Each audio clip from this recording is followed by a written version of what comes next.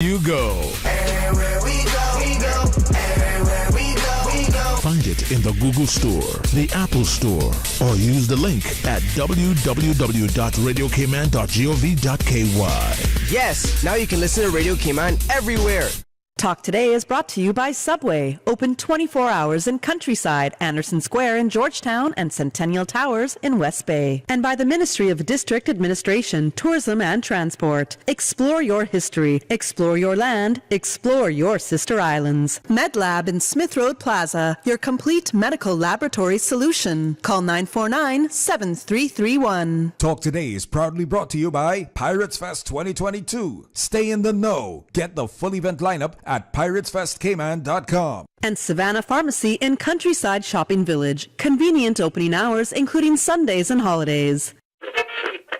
Oh, I think they're doing a great job. A lot of them are. Good afternoon, Dan. How are you? Not too bad, sir. Ladies and gentlemen, Radio Cayman's Talk Today with Sterling DWAYNE EBANKS. But I do have some questions. There are more questions than answers. Radio Cayman's Talk Today. If you're ready to talk, we're willing to listen. Well, I really enjoy this program today. Cayman Islands' foremost listeners participation program. May God bless every person.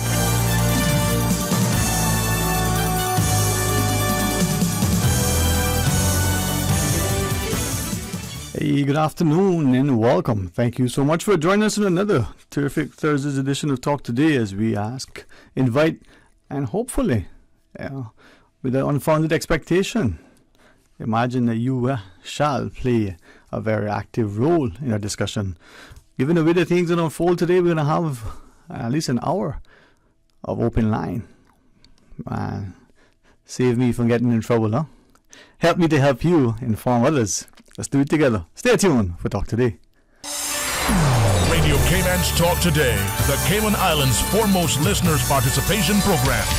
We ask our listeners to avoid statements or comments which are abusive, derogatory, malicious, or defamatory. Do not use any indecent language or make any statement which is false or misleading. Email talktoday@candw.ky or call 1-800-534-8255. Courtesy of Flow. Cayman's #1 network that connects you to your world like never before. Let your voice be heard.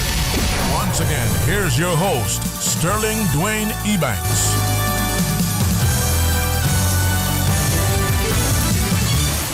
Afternoon, welcome back, and thanks for joining us. And we invite you to be a part of promoting, preserving, ensuring that we do have a very healthy democracy, because as a fine gentleman just reminded me moments ago, that when we talk about the government, we got to be reminded that it is us, not those we elect, but it is the people, if it is truly a democracy. And for his comments, I've been spending a few minutes sort of reflecting on it, not in any shape, form, or fashion to say to voters, specifically voters, because it is those of us who are registered voters, and by extension, those who are eligible to get registered, that on election day, whether it's scheduled accordingly or it comes up as we have seen already happen, to the chagrin of many, the great surprise of some, and disbelief of others, it can have and has happened, or whether it's a referendum or the like, you can cast your ballot and have your say. Now, many would share, well, they don't want to get registered because of different reasons.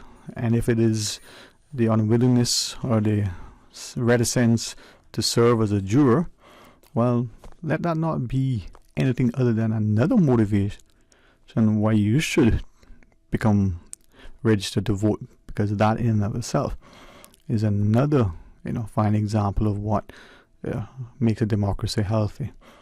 People can participate in the judicial process by sitting either coroner's inquest, sitting as a juror, and helping to ensure that the process unfolds in a way that the ordinary citizen at least has access, somewhat informed, and as some may expect.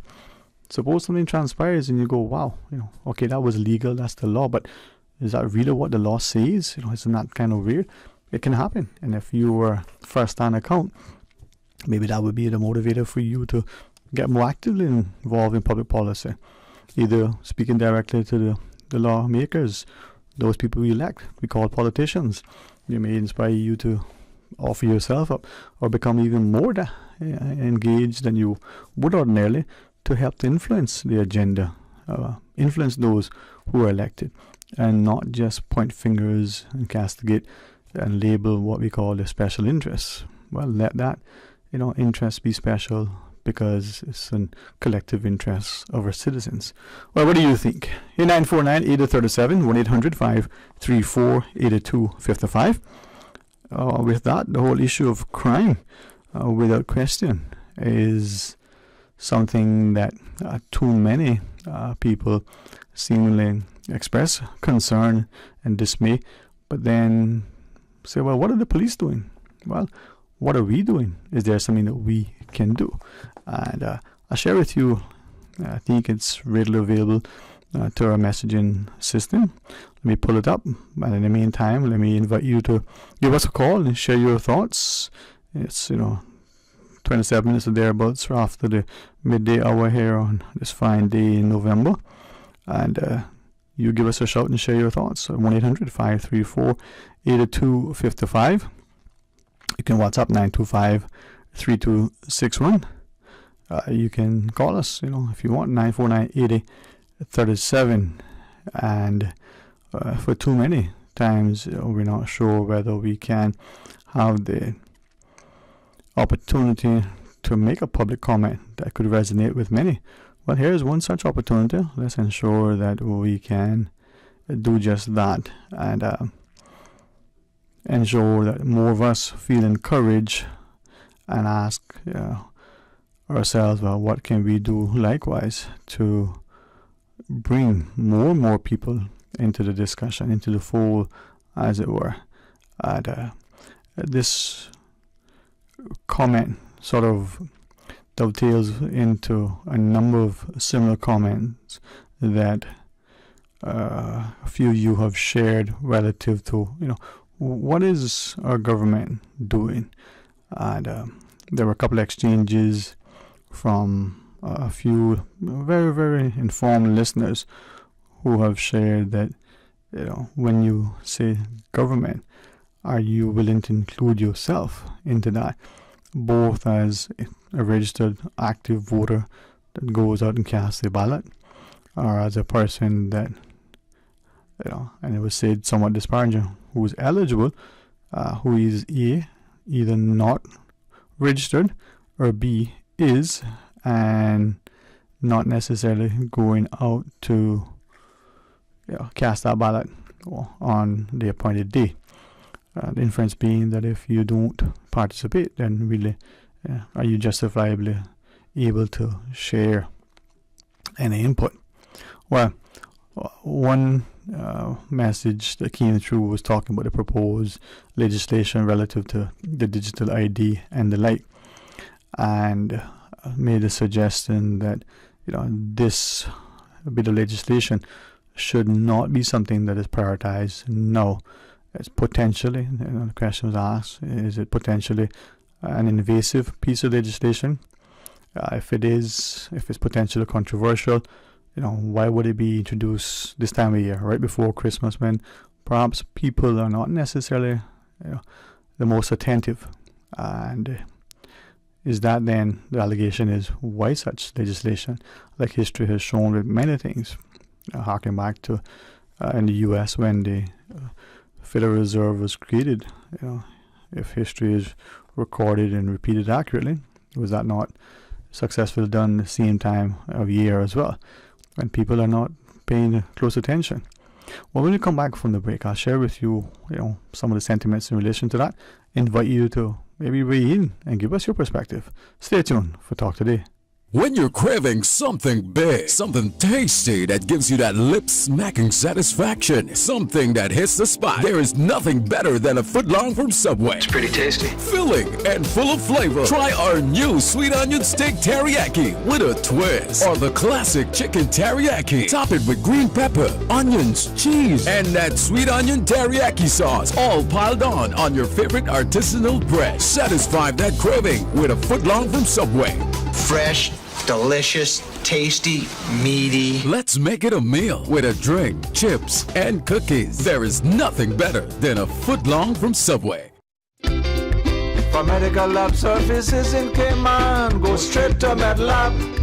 Blood test, x-ray, and mammogram, all of that is MedLab. Affordable fees and friendly service, a full professional team. MedLab is always comfortable, MedLab is always clean. For medical lab services in Cayman, MedLab. This Friday, November 18th, the Pirates festivities continue with the turtle release at Governor's Beach at 10 a.m. and the Pirates Fest 5K run walk from Seafarers starting at 5:30 p.m. As part of the Heritage Day series brought to you by the Ministry of Youth, Sports, Culture, and Heritage. Take in the Georgetown from 10 a.m. to 5:30 p.m. on Cardinal Avenue. Celebrate your Georgetown heritage, local food, performances, and more. Friday, November 18th from 10 a.m. to 5:30 p.m. on Cardinal Avenue. Did you know that ValueMed Pharmacy has a free online prescription service? Managing your health and medical requirements has never been easier with ValueMed. Simply visit value-medpharmacy.com. That's VALU-medpharmacy.com and click the Refill Prescriptions tab on our website. Fill in the information for new prescriptions or refills and choose your preferred pickup location. ValueMed on Walkers Road or Town. Then bring in your original prescription from your doctor when picking up. There's no need to stand in line and wait for your prescription. Save time and pick up prescriptions at your convenience by visiting value-medpharmacy.com. That's VALU-medpharmacy.com. Talk today. But I do have some questions.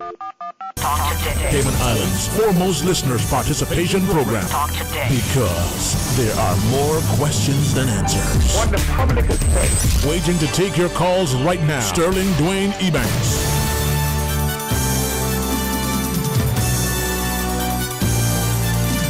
Hey, good afternoon, welcome back, and thanks for sharing with us. 949-8037,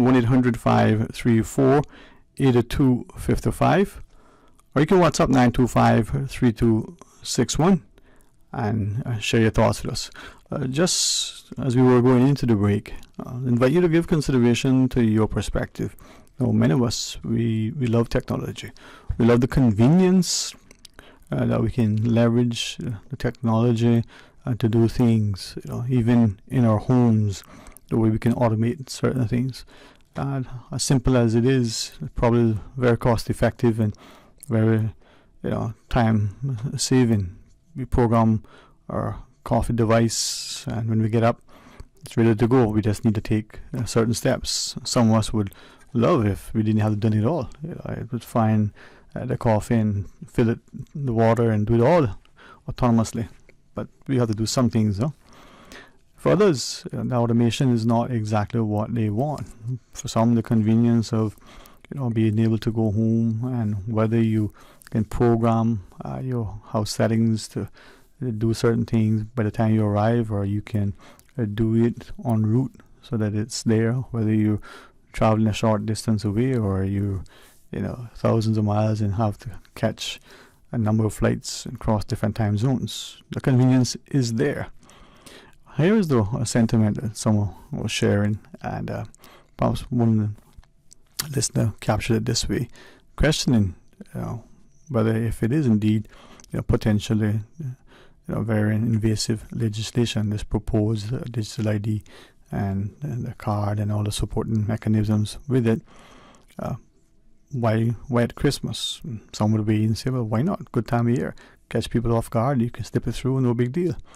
And then someone said, well, you know, why is this a prioritized bit of legislation at a time when perhaps there are, as this listener says, you know, there are so many other things that need attention.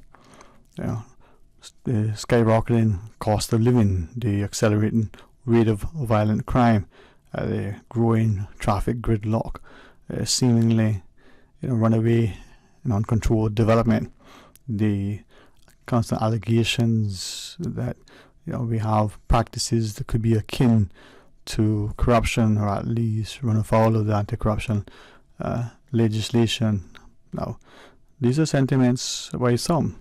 Another listener weighed in and said, well, are you looking at what the UK is doing relative to its proposed sort of finance? And some of you may have seen in the media that the UK Finance Minister, Mr. Hunt, has just released perhaps what some would say a very, very indicting sort of, what do you call it in the UK, the autumn statement.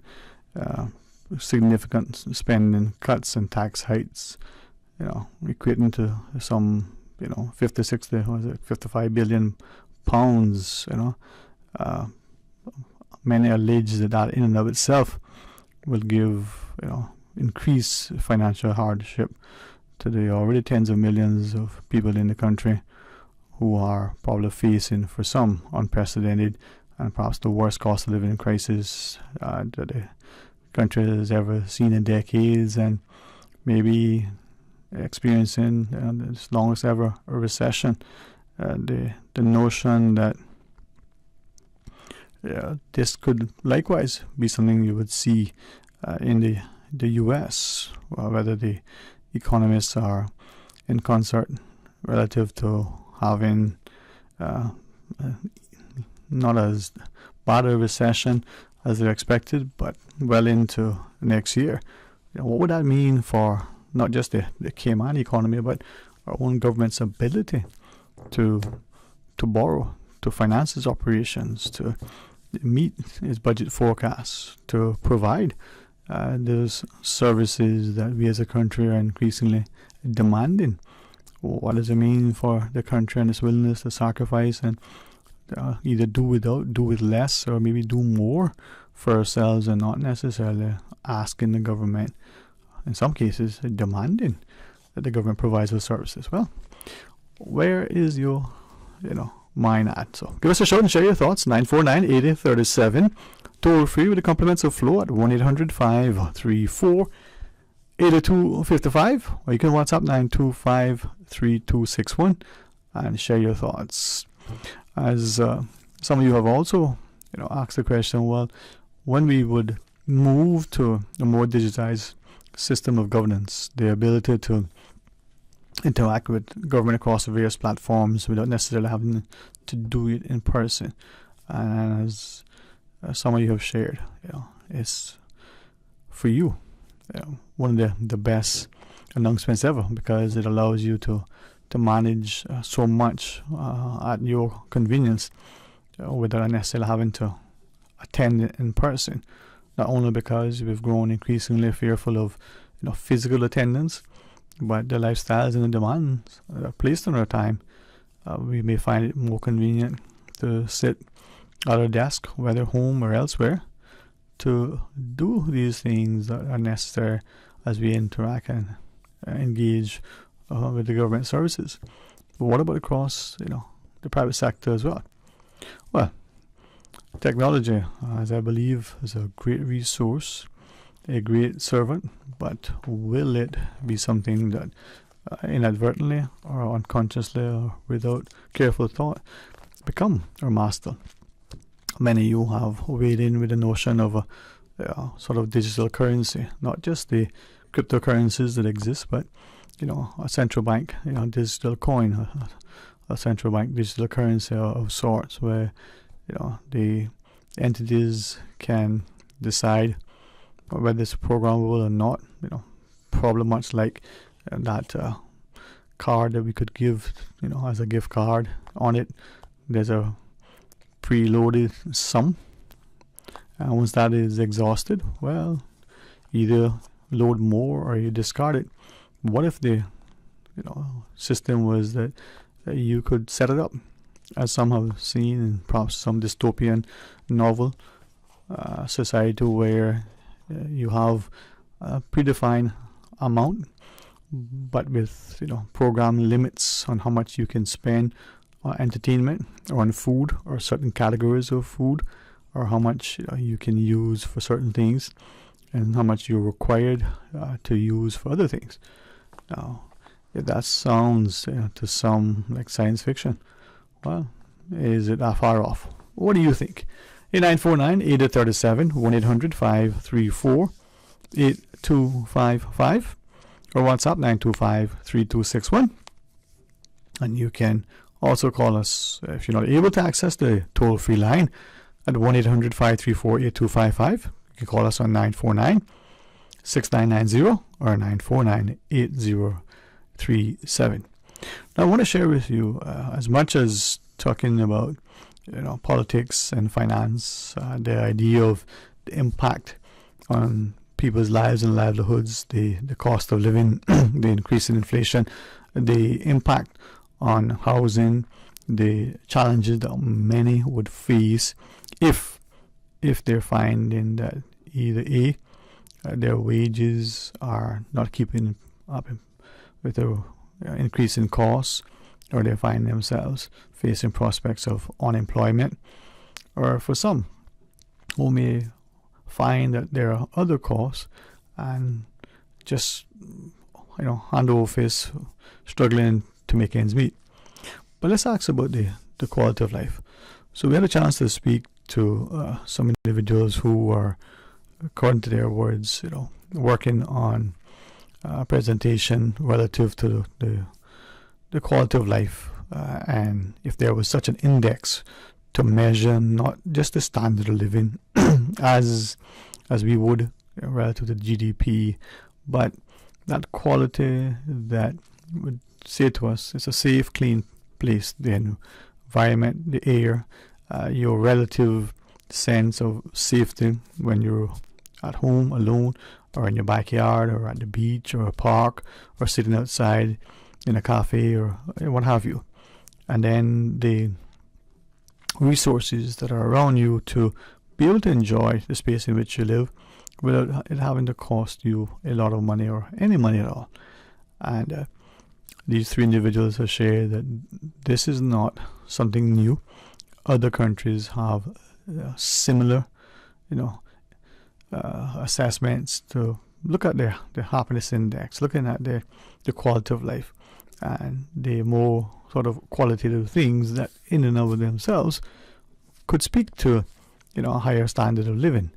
How much leisure time that you have, how is that leisure time utilized?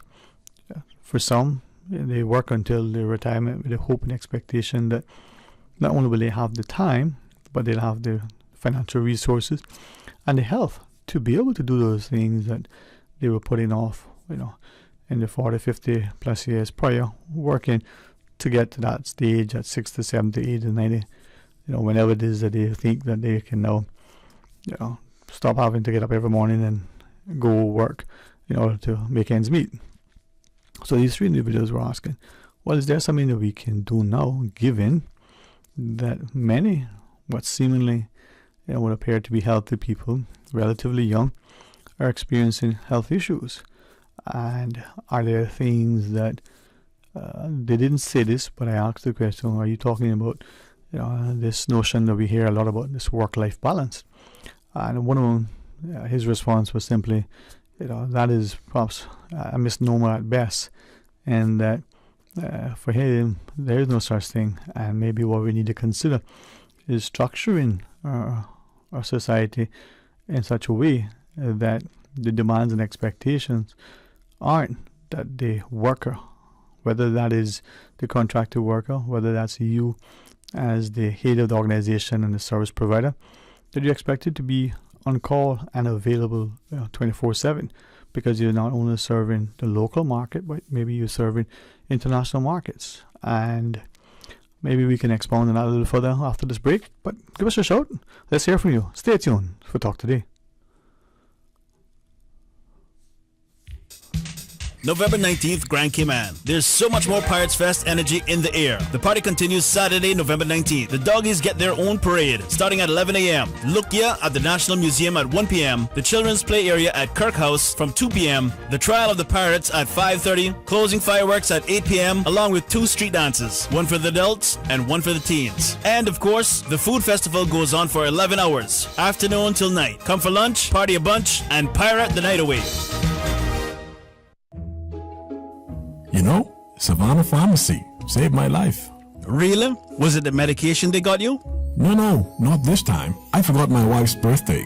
They were the perfect place for last-minute shopping. That's one way to give yourself heart failure. Don't wait last minute for Christmas. Savannah Pharmacy is stocked up for Christmas right now. Gifts for men, women, and children. Home decor, clothes, toys for all ages, fragrances, candles, handbags, and so much more. I was there the other day, and trust me, they'll even wrap all your presents too. Savannah Pharmacy, a lifesaver in more ways than one. Savannah Pharmacy in Countryside Shopping Village provides you with more than just prescriptions. Always just around the corner with everything your family needs for this holiday season. WhatsApp your prescription refills to 929-5045. For medical lab services in Cayman, go straight to MedLab. For a full range of medical services, pleasant, clean and comfortable environment, no long lines and affordable fees, visit MedLab at the Smith Road Plaza. Open Monday to Friday, 8:30 a.m. to 5 p.m. and half day on Saturdays. Call 949-7331 to make your appointments. For medical lab services in Cayman, MedLab.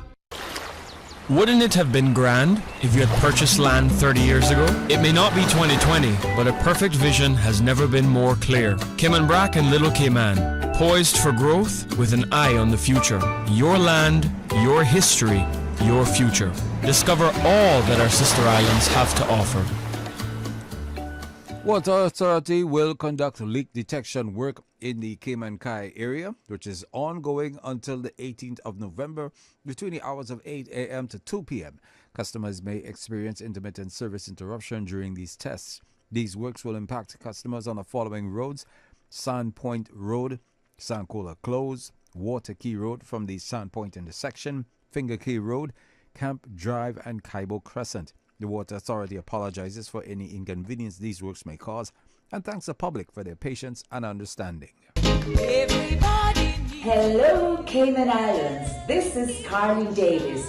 Come and enjoy an evening of thanksgiving and praise at Cayman Gospel Fest on Saturday, November 19th at the Lions Center. Come see Cayman's best performers and church choirs.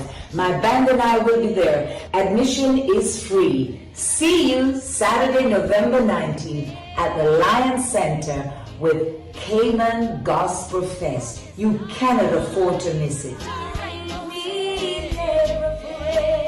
Yes, come out and let's have fun together. Brought to you by the Progressives, celebrating 20 years of service to the Cayman Islands. Talk today. But I do have some questions. Talk today. Cayman Islands' foremost listeners participation program. Talk today. Because there are more questions than answers. What the public is saying. Waiting to take your calls right now. Sterling Dwayne EBANKS.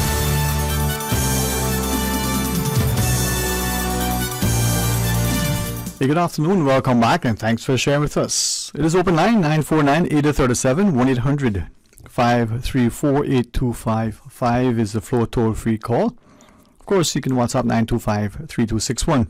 Open lines at about 1:30, and you have to get a chance to share with our listeners, a more perhaps informed perspective relative to our health and wellness as we speak to, diabetes awareness and the like.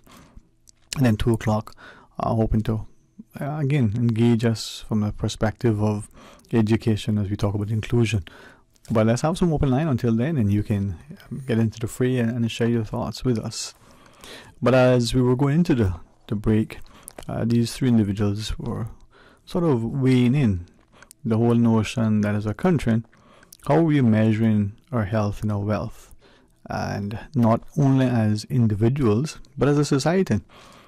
We, as we were once long ago, talking about, the third largest, offshore financial center, or we have, this statistical sort of importance relative to your GDP, and they're like, what does that mean, and how does that translate into, a truly measured quality of life from how people are safe and how they have a seemingly sustained level of success.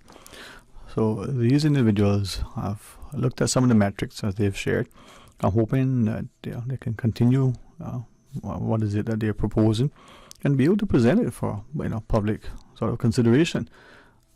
One said she picked a few countries, and understand that they look at that, and every year there's a list, whether you look at it in the format that they have or you compare it to Cayman, and you say, well, how many outdoor green spaces do we have where and near to where we live, or how many national parks and the like, whether you pay a small fee or none at all, and you go and enjoy it. And the question was asked, well, how many of us as citizens would actually want that? Would we see this wide open space and understand its value? Now, in the discussion, I think, as I said to them, and I'll ask of you, I think many of us don't see the surrounding sea, the North Sound, the waters off the coast, as that wide open space. For some of us, it's a great fear. We don't want to be in that body of water. But for others, we don't understand that provides not just economic activity, but great personal enjoyment. Are we properly and responsibly respecting the use of the North Sound, for instance? Now, that sort of encouraged another dialogue, and they said, we don't look at it. One shared, and I had to listen. I don't believe I have a sufficient informed perspective, but one of the three shared that if you take Cayman Brac and the Bluff, are we looking at as only, well, it's a high piece of property, we could mine it, extract significant fill in certain areas, and then ship it off to Grand Cayman? Would we do that? That would make those who excavate that area potentially wealthy. But then what happens to the area that is now excavated? Or is the value of the bluff more than just what the fill or the material that we can extract? Is it in its its own sort of inherent intrinsic value? What about using the area to farm? Would we, like on Grand Cayman, see arable land and recognize that yes, we can grow and farm, but if we do a commercial or residential development in the short term, we may make more money, perhaps even in the long term if it's something that you're renting. But is it really the best use of the property? Is it the most sensible thing to do? And as these individuals put together their variables and their metrics, I'll be intrigued to see what they come up with. I asked, do they have sort of a working hypothesis? And I think there was a sense, and I'll say this to them and I'll share with you, that the view is that Cayman is this great place and great quality of life and standard of living and what you. But I think that they were of the view that maybe that's a fallacy. One gave us an example. Look at the amount of time we spend in traffic. Not only if you live in the eastern districts, you're leaving to come to work or you're leaving from work to go elsewhere, but just your daily commute and how you have to get from one place to the next. The recent announcement that the government will retain professional services, spend $200,000 or thereabout to get a report as to what we can do. Now, one of us shared is that relatively a small sum of money. The best use of that money, can that information be garnered elsewhere? Is there perhaps another approach? I don't believe, and I certainly don't want to anyway present. I do not believe that they were trying to castigate the government. It was just questions that they were asking and wondering, what is the level of civic engagement? And when we talk of stakeholders, well, who are we asking the input? Very much, and I think these are individuals that are more aligned with the financial services sector. They say many times when legislation relating to that sector is put up for public consultation, it's usually very little or what comes from people in that sector, in that industry. Now, that may be what is expected, but is it something that should be accepted? And are there people in the country who ignore things because it does not normally affect them? And I think that was one of the driving reasons for looking at this proposal, to figure out, well, how do we measure the quality of life? I think it would be helpful, and with the consent I could share. The reason that I think they were considering this, like many things, there was a health scare that prompted all of them to realize, you're working 6-7 days a week, even if you're working only 5 or 6 days. By the third or the fourth day of the week, you probably exceeded, for many of us, 30 or 40 hours already, and you're still going to put in 3 or 4 days into the week and put another 2 or 3 to round out your quote-unquote work week, and before you know it, that's your norm. But as one of them shared, you may be at your desk 7, 8 o'clock, and 10, 11 hours later, you're still at your desk, only to leave the physical confines of your office to work until 11, 12, 1 o'clock, because you have a portable device, connected ability to your clients, to your server, and you can still respond to emails, you can still look at reports, you can still work, albeit in a perhaps more comfortable setting, whether it's your home or elsewhere. And one of them shared, it's the norm for many people. The expectation that in 5 or 10 years you have made a good bank and you can now retire. Well, if that's 40 or 50 or 60, not only the amount of years that remain, but what's the life like in those years, and what have been the sacrifices to get there? I think drives the concern of, well, is there this quality of life measure that we can employ with a view that it may not necessarily positively affect those who are already in that sort of career trajectory, but could it change the approach?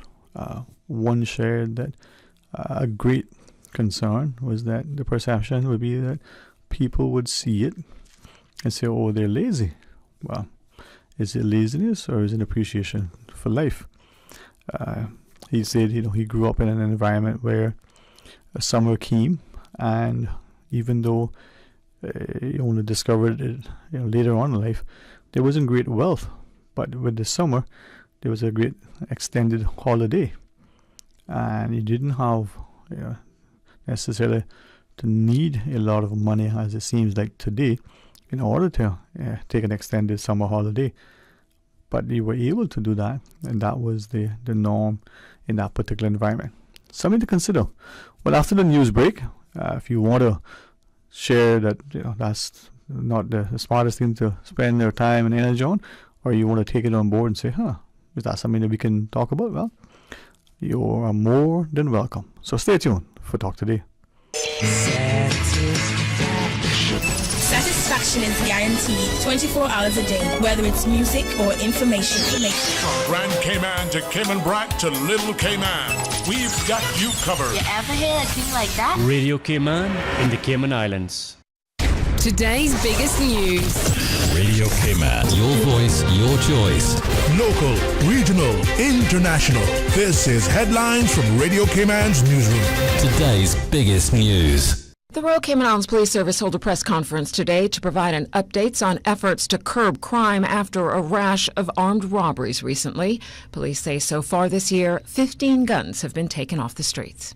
In international headlines, 3 U.S. Customs and Border Protection agents have been wounded after exchanging gunfire with people on board a suspected smuggling vessel off the coast of Puerto Rico. U.S. Customs and Border Protection says the agents suffered various gunshot wounds during the incident that happened around 8 a.m. this morning. It was about 144 miles off the coast of Cabo Rojo in Puerto Rico. The agency says the agents were being airlifted to the Puerto Rico Trauma Center and an investigation is underway. Russian airstrikes targeted Ukraine's energy facilities again today as the first snow of the season fell in Kiev, a sign of the hardship to come if Moscow's missiles continue to take out power and gas plants as the winter descends. Separately, the United Nations announced the extension of a deal to ensure exports of grain and fertilizers from Ukraine that were disrupted by the war. The deal was set to expire soon, renewing fears of a global food crisis if exports were blocked from one of the world's largest grain producers.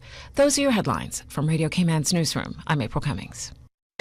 For the latest in news and information, follow Radio Cayman on social media, Facebook, Instagram, Twitter. Download the Radio Cayman app or log on to our website, radiocayman.gov.ky. Radio Cayman is pleased to feature this special Sister Islands historical vignette brought to you by the Ministry of Tourism and Transport. Explore your history, explore your land, explore your Sister Islands.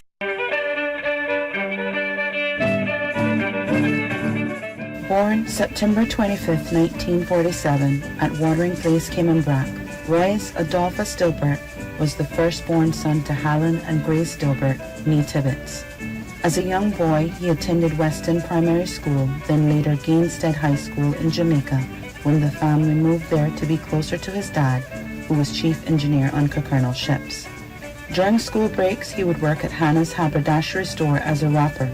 Wanting to be a seaman and engineer like his dad, shortly after his 16th birthday, Royce would join his dad on the Cockernel ship, the Kirk Pride, as a messman, later working on other Cockernel ships, for Borden Shipping on the Merkel, National Boat Carriers, West Indian Towing Company, and West Indian Lines. Mr. Dilbert would enroll at National Technical School, and at age 25, he achieved his chief engineer license. By this time, Royce had worked his way up the ranks from BR messman to wiper oiler, fireman, second and first engineer to chief engineer.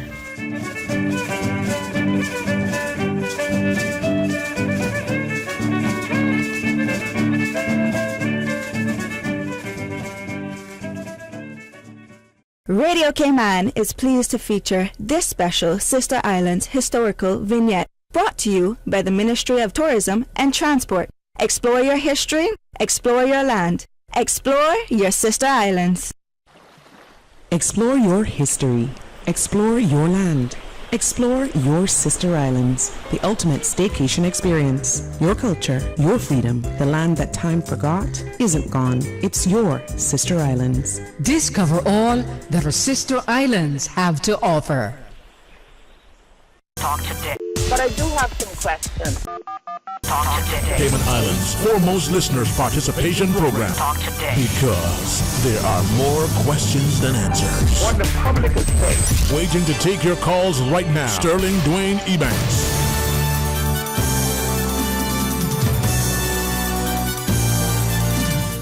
Hey, good afternoon. Welcome back, and thanks for sharing with us. 949-8037, 949-8037. Toll free with the compliments of Flow at 1-800-534-8255 or WhatsApp 925-3261. Here are a couple of series of comments from our listeners. If it would be okay, I'll read them in prompts as they're sent. Maybe I'll edit. You decide if I should have edited them. When I do that, some of you said, why do you do that? I'll read this one as is, and you tell me if you think I should have edited it. This first one reads,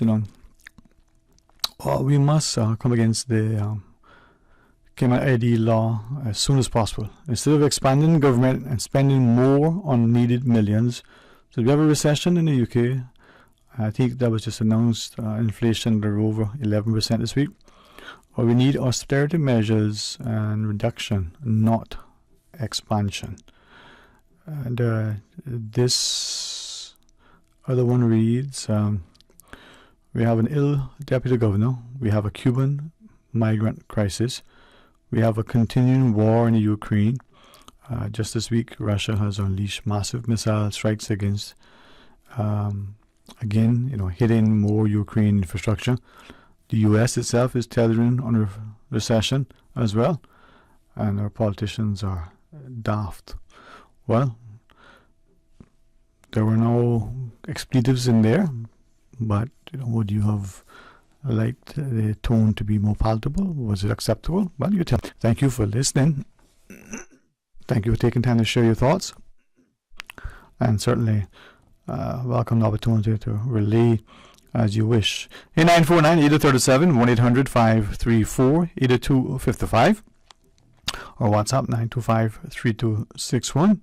And this one sent through a snippet from an online media outlet that references the UK's finance minister's proposed sort of spending and tax cuts and the like. 30 billion pounds in spending cuts, it says, and 25 billion in tax hikes, and presumably lowering the top rate of income tax, the thresholds to just over £125,000. And it's, as I look at some of these sentiments, this individual shares that given that potential, for not just a very, very extended inflation and perhaps a recession as a consequence of what is happening, the UK's response may be very similar to what we expect to happen in the US and perhaps some of the other EU nations. And with the forecast, this one shares that the UK is definitely in a recession. What does that mean for us? Well, you let us know. 949-8037, 949-8037. Toll free with the compliments of flow at 1-800-534-8255, or you can WhatsApp 925-3261. This other message from this listener gives the let's share it. This person writes, and I'll use license to edit my read and subsequent read of what was shared is one that speaks to the government in an unflattering way, and perhaps some of you may not necessarily take kindly to that, but it's shared. I think this person has said, when is government going to understand that they're elected to serve the interests of the country? It references three things. Their proposal, one, to continue with this unbridled pace of development. We don't need 30-story buildings. If anything, we need to demolish some, especially along the coastline. No, the answer is not to rebuild with a enhanced setback, but to not rebuild at all. Two, would the government not be better, instead of extending concessions, it says to people, perhaps put physical money and or property in the hands of young Caymanians especially, and help them to either get their homes or start businesses. Give them the resources and the tools and the support to succeed, as opposed to token handouts, especially at this time of year. And then three, it says revamp the education system. Has some cutting words for some of the schools, including the tertiary institutions, and suggests that the approach is more lip service and not necessarily as creating scholars. Well, you share with me what you think on that. 949-8037, 1-800-534-8255, or you can WhatsApp 925 3261, and tell us where you think we need to be with what we're sharing. 925-3261 are toll free with the compliments of flow if you want to call. 1-800-534-TALK, 1-800-534-8255, and share your thoughts with us. This other message speaks to the issue of crime, and as we heard in our news, the police, I think,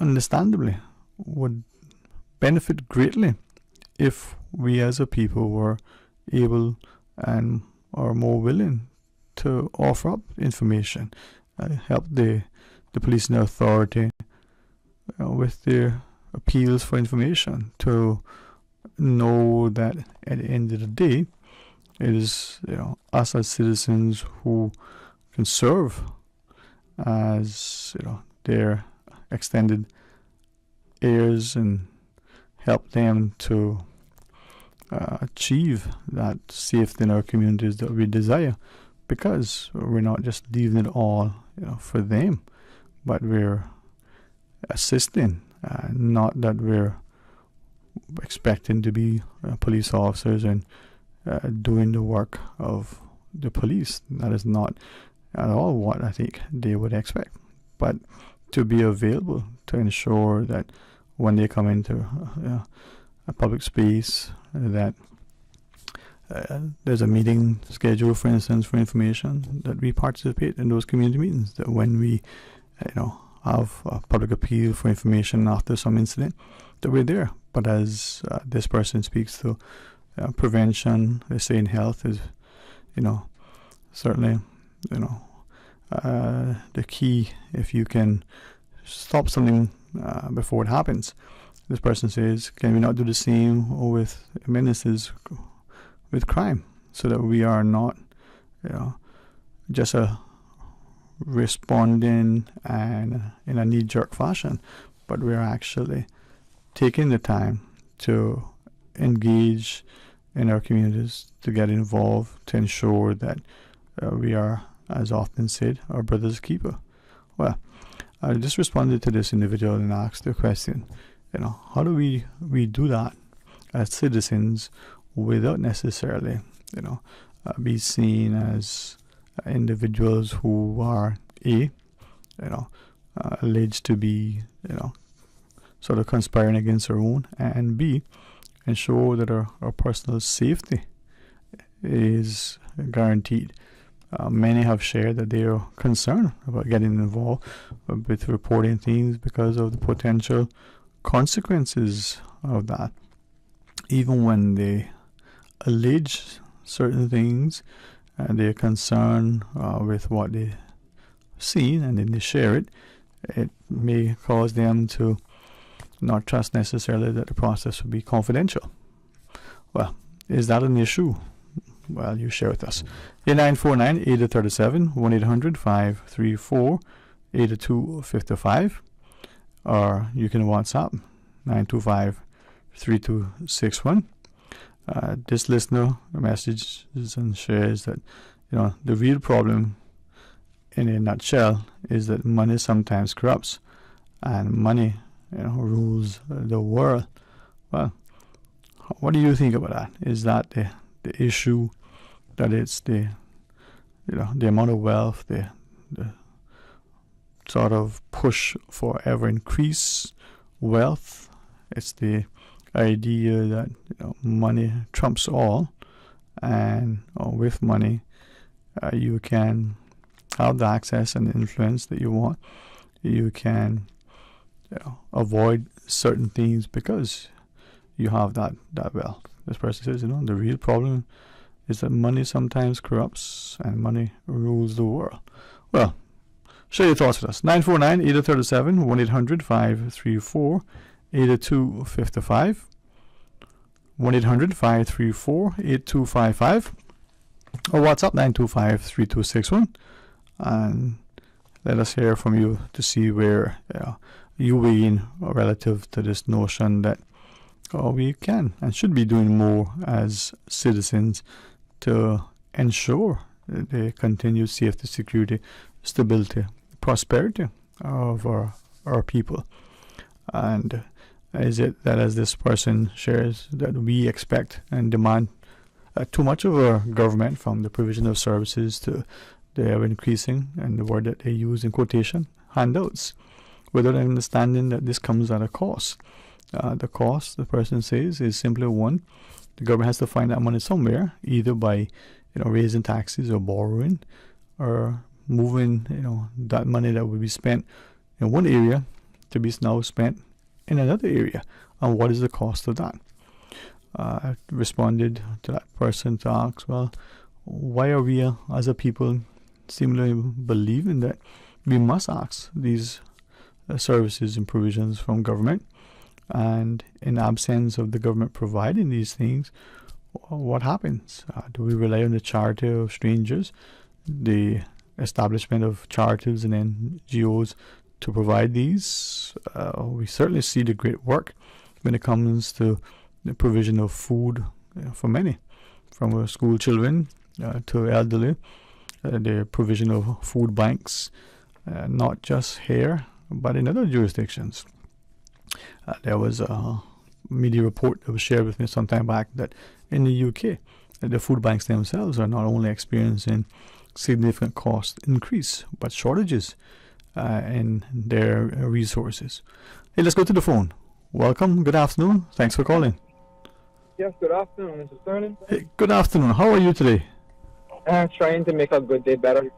All right. Well, that's a good start, If it's a good day and you can make it better, that's a good start. Thank you for calling. Well, to touch down on a lot of the crime that is happening on the island, right? Mm-hmm. To just think about it a minute, when they let go prisoners, do they get reassessed?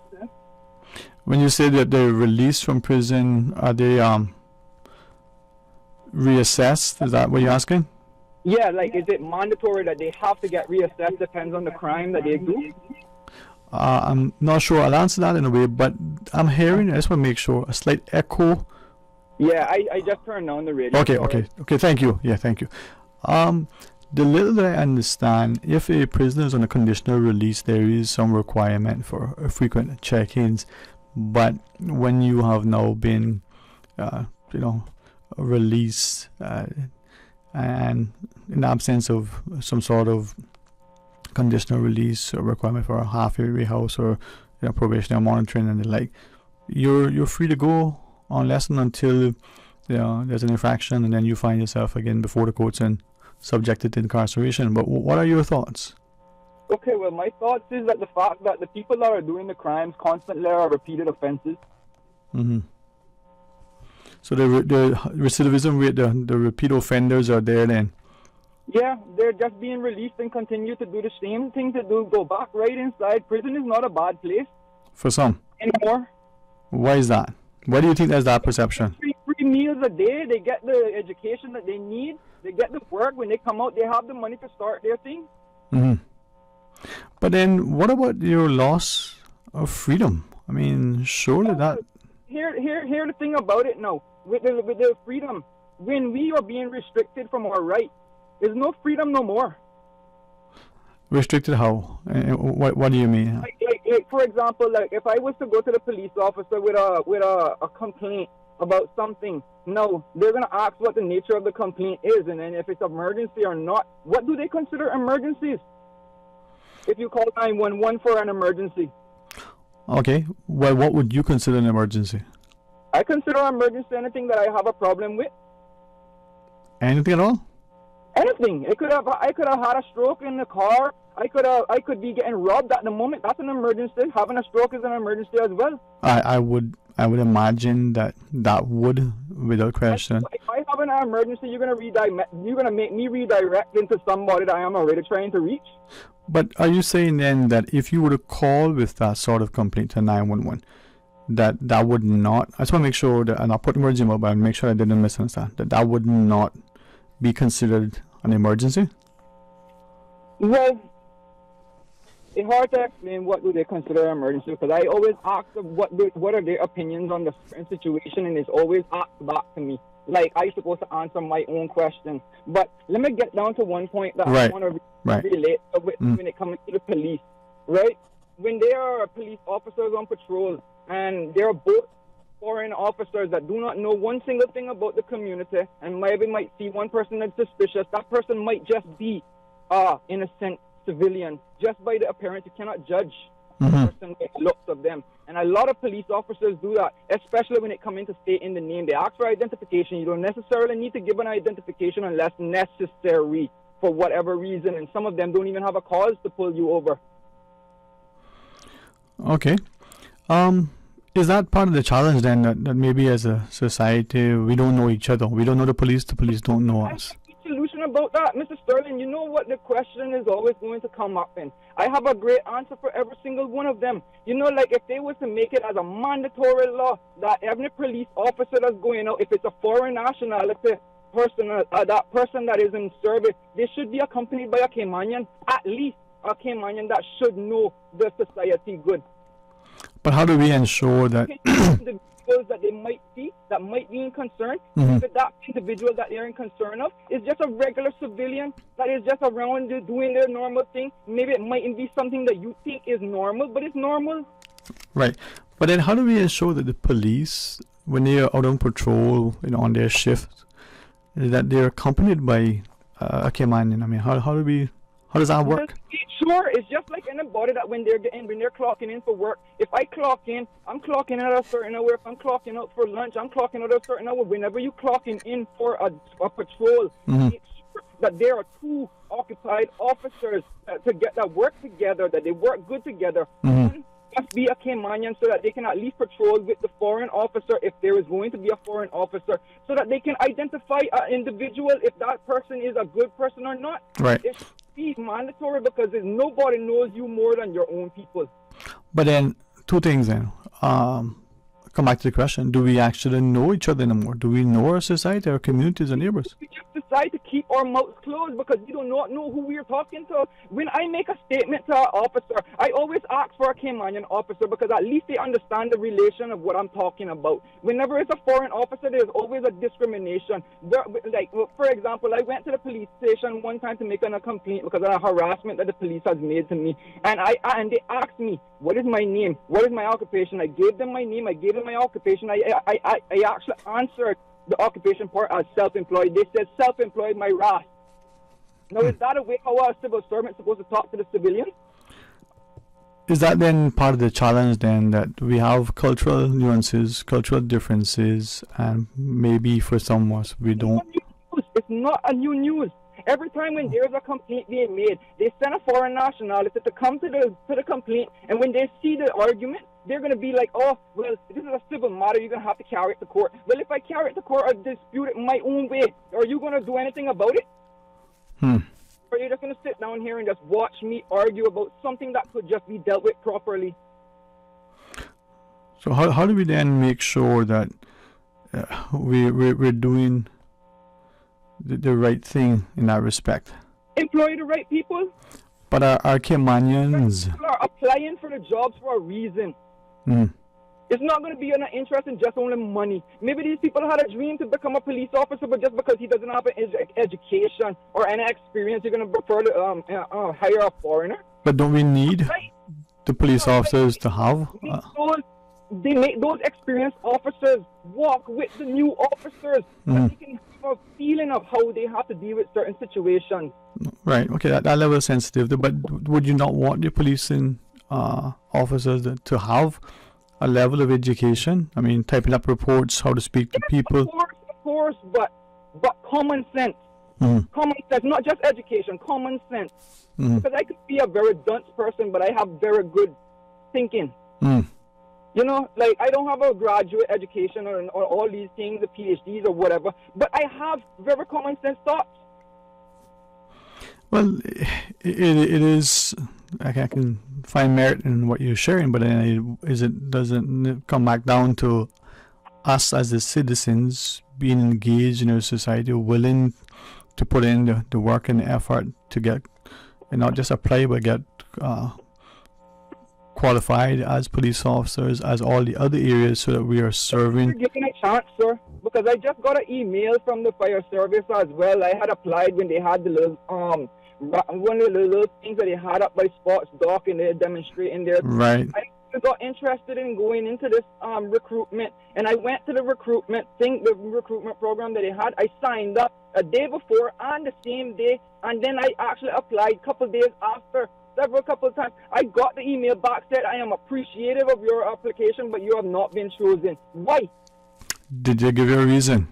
No, they don't have no simple reason at all. Not even anything to say, okay, you didn't qualify because you do not state this or whatnot. Okay. And you have the information you can provide so we can reconsider you or not. Right. Nothing. I've applied multiple times for our position in government. I don't even know if DOE, if NRA, or Public Works, or government, are they just looking for cheaper labor? Well, let me ask a question then. In the instances where you have applied, and you're sharing that you've not received any feedback as to why you're, I use the word, not eligible for the post that you applied for. You've not gotten. How do they know I'm not eligible if they do not make an interview to know who I am? Okay. To mean that they know who I am, I bet you they will have a different thought. Okay. So let me then ask the question this way. The jobs, the posts that you've applied for, do you know the job criteria, the requirements, the skill sets, the things that you would need? I wouldn't apply if I didn't have all these applications to fill out. Okay. And only because, the police in particular, have had public recruitments and they're saying there's a fitness test, there are certain, Sir, I see people there that don't even fit the criteria to even run a mile. There has been an allegation that people say, but how did that person qualify for this job? There's enough in there that they can carry around all these heavy equipment, but the minute that they have to prove that they can run 100 yards because this man just jumped the fence and he has to get caught, they can't even, they'll stand up and point guns. Well, the bullet. And when they point guns, they know that they don't have the right to shoot that person. And you've seen that? Are you just alleging that? Recorded on video when the other day that they had these two boys were supposed to get arrested and they was running away from the authorities. The police officers were watching them run away with guns pointed at them, and they couldn't do anything. But I mean, there's some of us that are fairly, healthy and fit, but on that particular day, or perhaps because of the lifestyle that we've now adopted, we don't have that level of fitness that we had originally. Could that be part of the challenge? And if so, are you saying that there needs to be there should be a lot of reassessment in the group. Okay, so like the prisoners who come out, have they been reassessed? Just like the prisoners that come out, it's a rehabilitation center that they have in Her Majesty's prison, and it's supposed to be reassessment when the person is being released. Okay. Or before they're being released, if they apply for an early release date. And I believe that there was a lot of people up inside the prison that are serving time for nothing. Well, it must be something if they're there, right? No, well, obviously it's something because they're there. But, sir, Mr. Sterling, a lot of these people that are in prison is there for drug relation. They're either using drugs or they're selling drugs. Some of them are murderers, yes. Some of them are rapists, yes. Some of them are really abusive people, yes. Some of them are dangerous. But a lot of the people are in there for simple crimes. So simple crimes, as in just a smoke a little ganja spliff. So let me then ask you. Me smoking a ganja spliff a crime? Yeah. For those people, and I'll use your phrase, for simple crimes. For those people, smoking a ganja spliff and whatever else let me ask two questions. One, what should we do with those people? Not the rapists, the murderers, and the the co-conspirators and the like, but for those ones, what should we do with them? And I get right back to my point with the reassessment. They should get to know the background of the people instead of just charging them for the crime that they have done. All right. And then what if it was, to your mind, what sort of crimes, what sort of behaviors would you put in that category as, simple crimes, not necessarily for extended. I'm just looking at the ones that have not physically abused anybody in particular. No harm to people. Okay. That hasn't harmed nobody whatsoever. Okay. Well, what about the accountant, the lawyer, the financial person who has stolen money from the pension fund, from the mutual fund, from anything having to do with stealing? A thief can be a murderer. I think of it that way. Okay. So, all right. I think that there are some, as we listen to you, we can understand that maybe there's a need to consider what we're doing relative to not just imprisoning people, what happens in terms of rehabilitation and reintegration. Yeah, because I mean, to be honest with you, right? When it comes into confessions and being a witness and stuff like this, we want to know, as a public, I want to know that who I am talking to is someone that I can trust to say they're going to get involved with the investigation and wouldn't have to bring my name up involved in it. That's sort of confidentiality. Because the minute that I start making a complaint, they're going to want me to testify. And then when I testify, I have to go in the front of the court. And in that court, that relates me to having to show my face of who is complaining to make the person in concern aware of who they have to watch out for. That's the thing. When it comes into the public eye, it should be a secrecy when it comes into the freedom of information as well. You know, they're giving you a tip on something, and then they want to know who it is that giving the tip. They'll try to eliminate me for interrupting their future plan. But confidentiality is important. Yeah. Okay, very much. Like how the toll-free number is, I can't call it toll-free. I'm using my credit right now. Okay, well, maybe. I'm not concerned about that either, but I'm just saying changes and things that are being done undercover. Yeah, I think there needs to be more civic engagement, and as you share, more people willing to stand up to question certain things to make sure, as you said, it's brought to light so that we understand it. Any other thoughts you want to share before we take the next call? Well, not really. Okay. There should be some things that should be implemented, right? Like rules and regulations for certain other laws that should be reconsidered because they could be in standby of certain things that could progress into something better for the economy. Because when it comes into making money and making business, there's certain restrictions that is restricting us from even making this business happen that I think should be reconsidered, especially when it comes into the thought of being responsible. Because I had a conversation, especially with DOE, about this certain situation that I am trying to fight for. And they said that not everybody is as responsible as you are. I was like, well, what do you consider to help the people to be more responsible? You implement a law just like how you will put the traffic laws. You trust that people use the indicators, but they never do. Yeah, empower through education, right? And give them the autonomy and hold them accountable. Hey, thank you, man. Nice talking. Always a pleasure. I like the thought process. Let's take one more call before the break. Welcome, good afternoon. Thanks for calling. Mr. Sterling. Good afternoon, sir. How are you? I want to have 4 crowns to give that young man. Yes, sir. For the whole Cayman Islands. A very, very intelligent young man. I would like to meet him.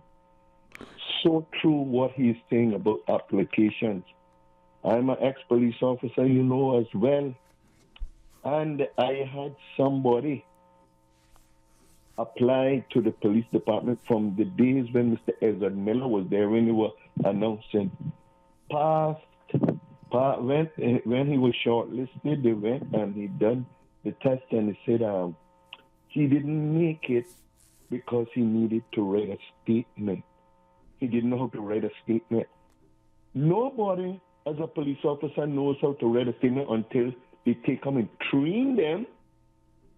I didn't hardly pass my examination. But again, I'm going to call his name Mr. Rudy Evans, and Mr. Roy Archer. Said, you know what? You're a Caymanian, you need a job. They sent me off to Barbados. We learned. They take us and train us. Every job that you go on, you have to learn it. Unless you specify particularly, well, I'm going to be a pilot. Well, you go and study for the pilot. You can't pick somebody up off the street and put them in an airplane, just like everything else. And that young man was fitter than Mr. Scepter Scott Fiddle. You're fit then. And they say he didn't make it. And they gave some other ones, and I followed it up quite well, more than one time. And the young man, which is a Caymanian, got discouraged, and didn't apply again 2 times. but they were asking for Caymanians. And when I checked who the ones that got the job, they weren't really Caymanians. They weren't fit. We used to just take them down the links down Safe Haven, and I went down there several times, just parking my car, watching them. And the young man that I know that had applied, and I know him quite well, the young man that had applied was fit, run, he could jump, he was a footballer, but he didn't get the job. So what a young man is saying is right. And they're doing explain to you why. You know what this is? It's all a friendship thing. I know this one, I'm going to get the job for this one. I'm going to give this one a job. And this is an old story, Mr. Sterling. It is bad. It is very bad. They're telling you about, well, these jobs is the Caymanian, but nobody not helping the Caymanian get the job. Well, they're not helping the Caymanian get it. But the foreign ones that come here and get the papers, they get the job, and they say, well, that's Caymanian that get the job. No, we're not talking about that one. We're talking about the real Caymanian, that their parents is Caymanians. You understand? Yes, sir. But it's bad. What that young man, I wish that I hope he's hearing me, that he can call me and let me meet him, because I'd give him 3 crowns. He said a mouthful. And about giving information, you have to be careful who you're giving information to, because you're putting your life in danger. Yes, sir. So I'm not going to say no more. Thank you, sir. Thank you for sharing. All right, we'll pause and take a break, and we will invite you to join us right after. Please stay tuned. Busy. Feel like there's not just enough hours in the day. Savannah Pharmacy, service to make your life easier. Now you can WhatsApp your prescription order to 929-5045. And pickup is just around the corner with everything your family needs and convenient opening hours including Sundays and holidays. WhatsApp your prescription order to 929-5045. Savannah Pharmacy, wholesome values with modern conveniences. This Friday, November 18th, the Pirates festivities continue with the turtle release at Governor's Beach at 10 a.m. and the Pirates Fest 5K run walk from Seafarers starting at 5:30 p.m. As part of the Heritage Day series brought to you by the Ministry of Youth, Sports, Culture, and Heritage. Take in the Georgetown from 10 a.m. to 5:30 p.m. on Cardinal Avenue. Celebrate your Georgetown heritage, local food, performances, and more. Friday, November 18th from 10 a.m. to 5:30 p.m. on Cardinal Avenue. The Water Authority will conduct leak detection work in the Cayman Kai area, which is ongoing now until the 18th of November between 8 a.m. and 2 p.m. Customers may experience intermittent service interruption during these tests. These works will impact customers on Sand Point Road, Sankola Close, Water Key Road from Sand Point intersection, Finger Key Road, Camp Drive, and Kaibo Crescent. The Water Authority apologizes for any inconvenience these works may cause and thanks the public for their patience and understanding. CUC reminds you to always be aware of power lines. Electricity can be very dangerous. It cannot be seen, but it can be lethal. Do not loosen or come into contact with the guy wires or guy rods at the base of poles. These guy wires and rods are marked with a yellow plastic covering. Damage to these wires and rods can result in service interruptions or injuries to the public. Safety first at CUC. For medical lab services in Cayman, go straight to MedLab. For a full range of medical services, pleasant, clean and comfortable environment, no long lines and affordable fees, visit MedLab at the Smith Road Plaza. Open Monday to Friday, 8:30 a.m. to 5 p.m. and half day on Saturdays. Call 949-7331 to make your appointment. For medical lab services in Cayman, MedLab. Ahoy, mateys! Enjoy a jolly day out with the whole family at Cayman Turtle Center's Pirates Fest Family Fun Day on Sunday the 20th of November. Explore the wildlife, ride the water slide, splash in the lagoon, hunt for treasure and enjoy activities for the whole family. The fun takes place from 8 a.m. to 4 p.m. Costumes are encouraged and kids 12 and under in costume get free admission. Don't miss all the pirate festivities at Cayman Turtle Center on Sunday, November 20th. Harg.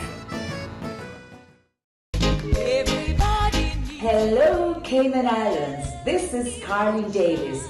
Come and enjoy an evening of thanksgiving and praise at Cayman Gospel Fest on Saturday, November 19th at the Lions Center. Come see Cayman's best performers and church choirs. My band and I will be there. Admission is free. See you Saturday, November 19th at the Lions Center with Cayman Gospel Fest. You cannot afford to miss it. Yes, come out and let's have fun together. Brought to you by the Progressives, celebrating 20 years of service to the Cayman Islands. Talk today. But I do have some questions.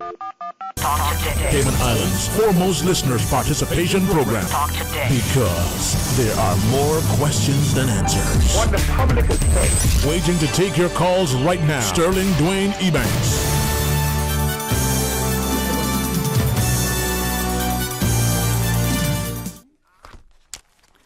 Hello, good afternoon, and welcome back. Thanks so much for joining us. 949-8037. I want you to make that note of that number because that's easier sometimes to remember.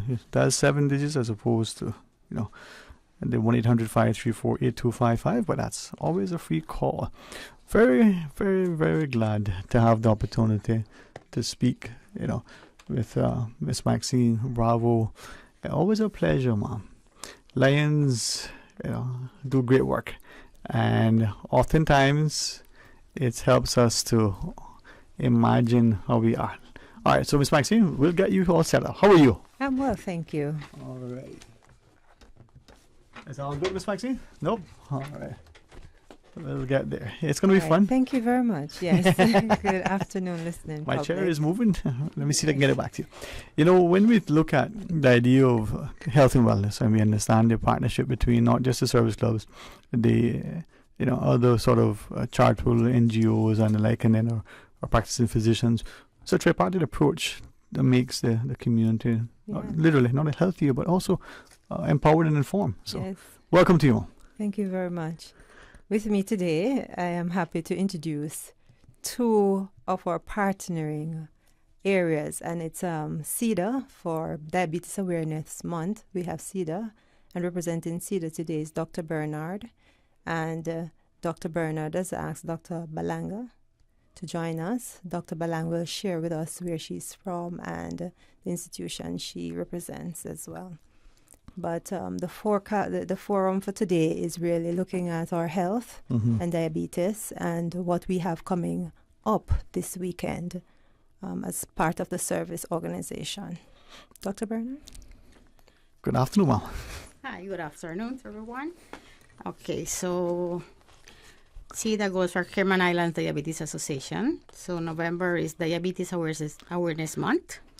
And 14th of November was the World Diabetes Day. So in commemoration of this part of the event, we're doing a health fair, focusing on screening for diabetes, pre-diabetics, because if we look at the statistics according to the International Diabetes Federation, the statistics for 2021, there have been a huge increase in diabetes in the whole world. Actually, it's considered that we have 537 million persons, adults, living with diabetes. So that this equates to 1 in 10 person, really. We have 6.7 million deaths in 2021 that's just related to diabetes and its complication. So it's important to create the awareness to educate the persons about the different options they have in wellness to help prevent or delay this disease, because this disease is very, very, very common. A lot of people live with diabetes and they do not know. So that's what we want to increase the awareness of it, so they can follow up with their doctors at least every year and do the routine check and include this screening for them so they can prevent reaching to that point. And as I was listening to you, Dr. Bernard, looking at a message from someone who just relays, and we did have an earlier conversation relative to diabetes as well, giving a perspective that we take it slightly for granted. We use words like, in this part of the world, like a touch of sugar. So as a physician, Dr. Bernard, how do we get that language so that we don't scare people, but But we inform them. Word that has become almost a cliche. We empower them. But we get them to say, don't take it for granted, because dialysis, thankfully, is available, but it's not what you would want. And is it avoidable? Yes. So my name is Dr. Balang. I'm a pediatrician. I am a pediatrician. Primarily, I'm based at Ocean Med, but I'm affiliated with Doctors Hospital. And I do a lot of work with Dr. Bernard as it pertains to information and education for the public. So I like that you asked about how do you get the public involved. The thing about it is, early on when you started, you talked about health and wellness. And wellness really is, everybody focuses a lot on health and not really what wellness is. And as you know, we define wellness as the intentional pursuit of health, right? So it's not a passive process. And the only way we can get people to be more involved is with education, explanation, talking about these things and screenings, and basically also explaining to the general public what risk factors they have for diabetes, who should get screened, and why. Like you said, dialysis is available, but just because something is available does not necessarily mean that you want it, because there's an avenue that you can pursue. We always talk about, prevention is better than cure, and diabetes is one of those things where prevention is better than cure, mainly because diabetes is one of those illnesses that affect a lot of organs in your body. So it's not just the kidneys. There's going to be involvement with the eyes, with the heart, with your nerves. It can be a disease that can really slow you down in terms of quality of life. And as a generation that's focused on wellness, the major thing we're all looking for is a good quality of life. If it's okay, can we ask you both as physicians, there seems to be a perception, doing too much sweets, you get rotten teeth and you get diabetes. Yes.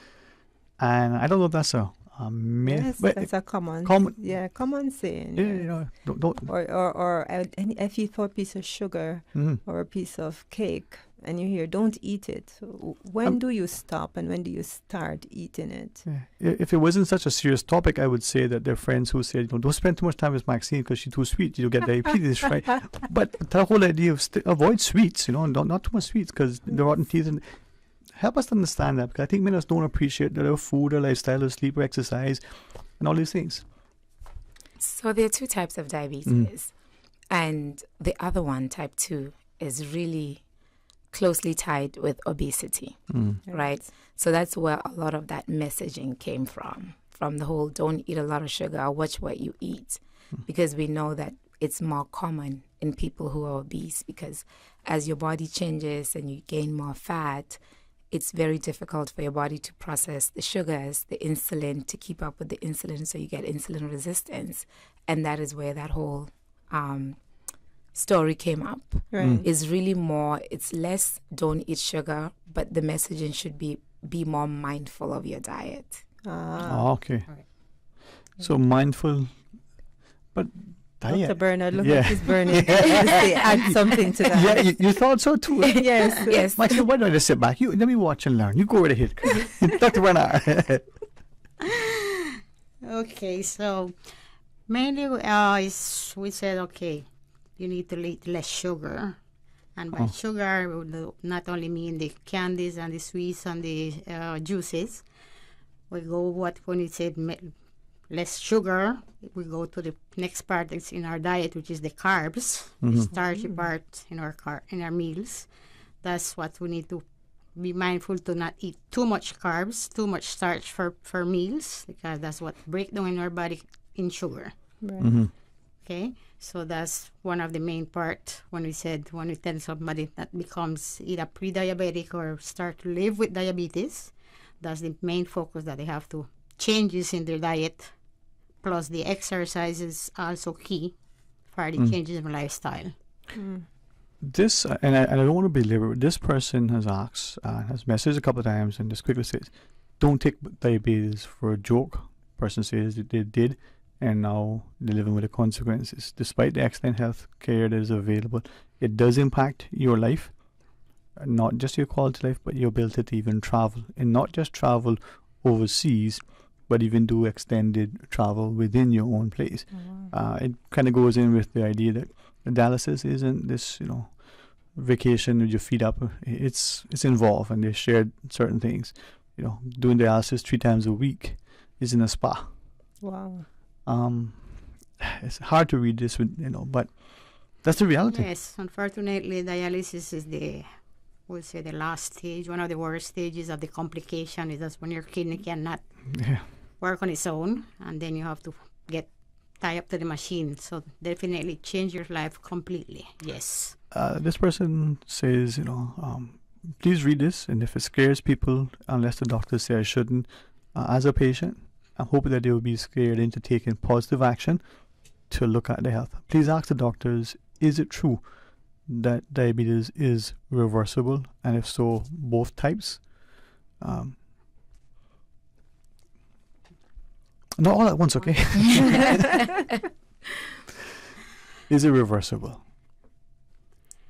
The changes that happen with diabetes take place over time, and there's different stages. So if we focus on type 2, there is like the pre-diabetic stage where we can start to see subtle signs that this person is going towards developing diabetes.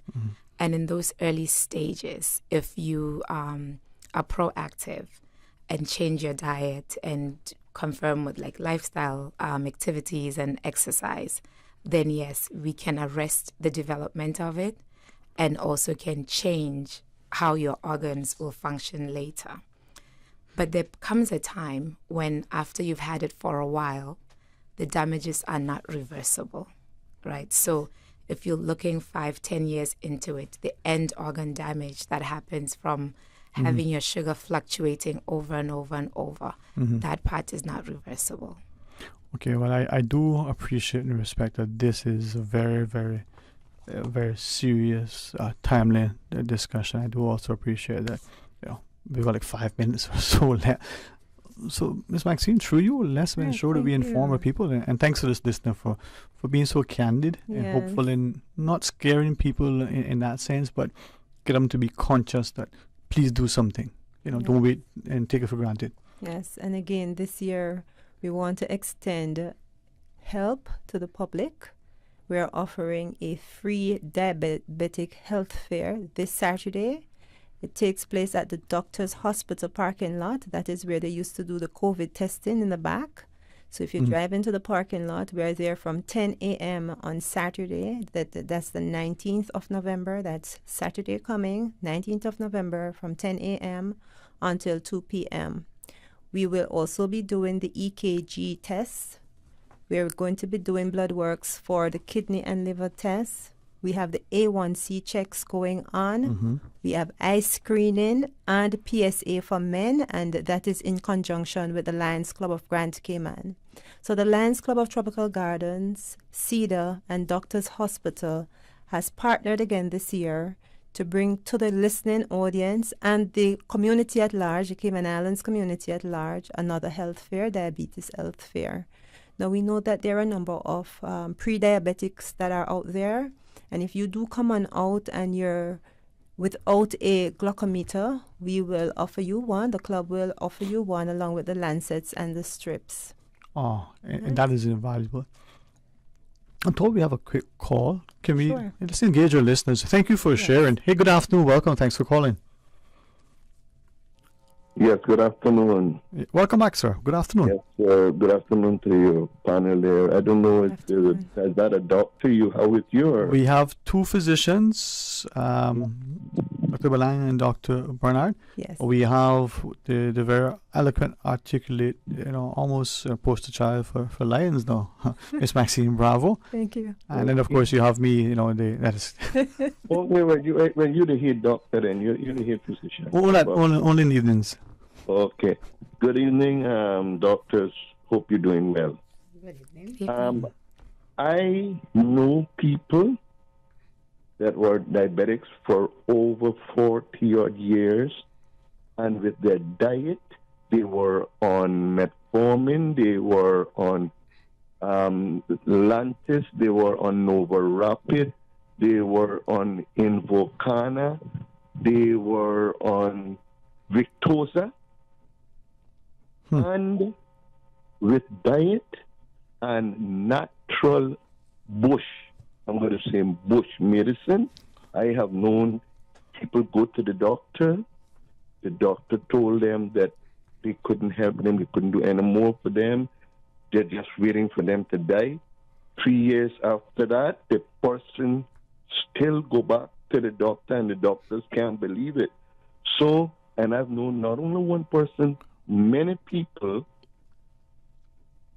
have been cured completely from diabetes with natural stuff and with diet.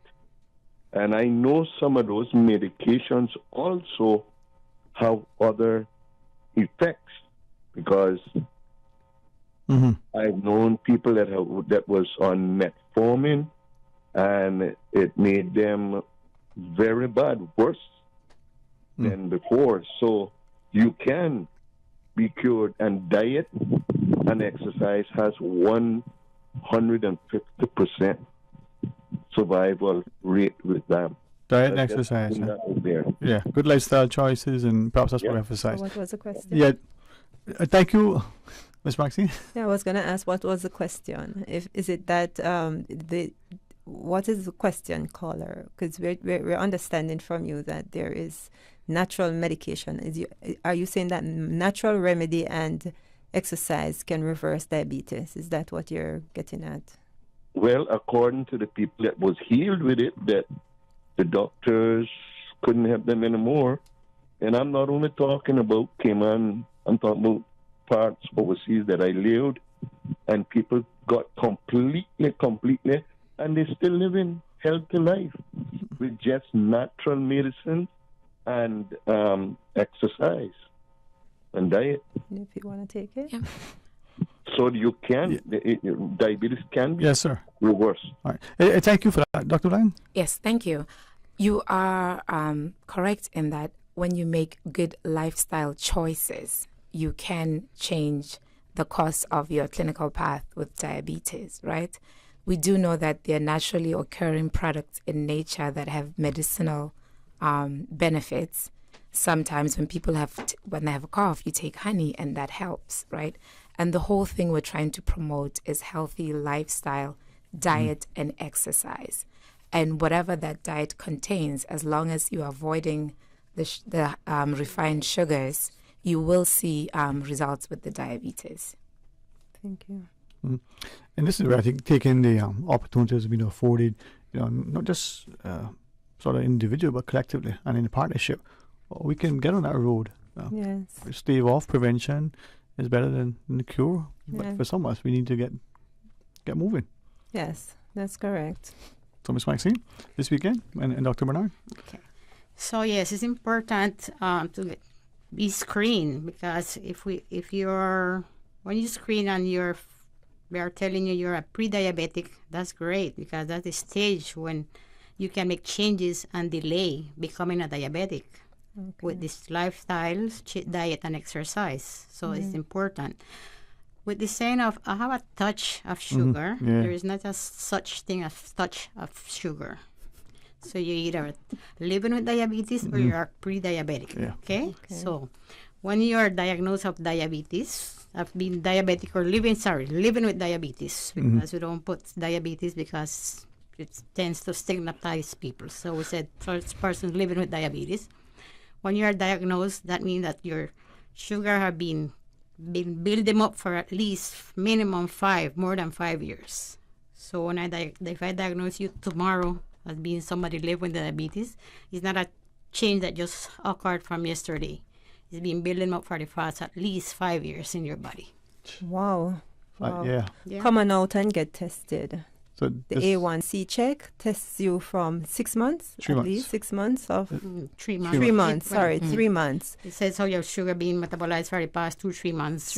Okay, so up to 3 months. So the A1C check will be done on Saturday. It's free at Doctor's Hospital. That's right at the corner of Smith Road and Walker's Road. Come on out and get tested 10 a.m. to 2 p.m. And it's free to all. Free to all. Free. And because it's not fasting, you can just come. Yes, All right. yes. Yes. And I'm here to make sure children don't get left out of the conversation. Definitely not. You're reading my mind. So the reason why I'm here is really because with children, if they're diagnosed at this age, and you're thinking about how long it takes to start seeing complications, if somebody's 10 years old and you diagnose them now, and they start complications at 10 years from now, that's a 20-year-old who's on dialysis, a 20-year-old who can't see, a 20-year-old who can't enjoy life, right?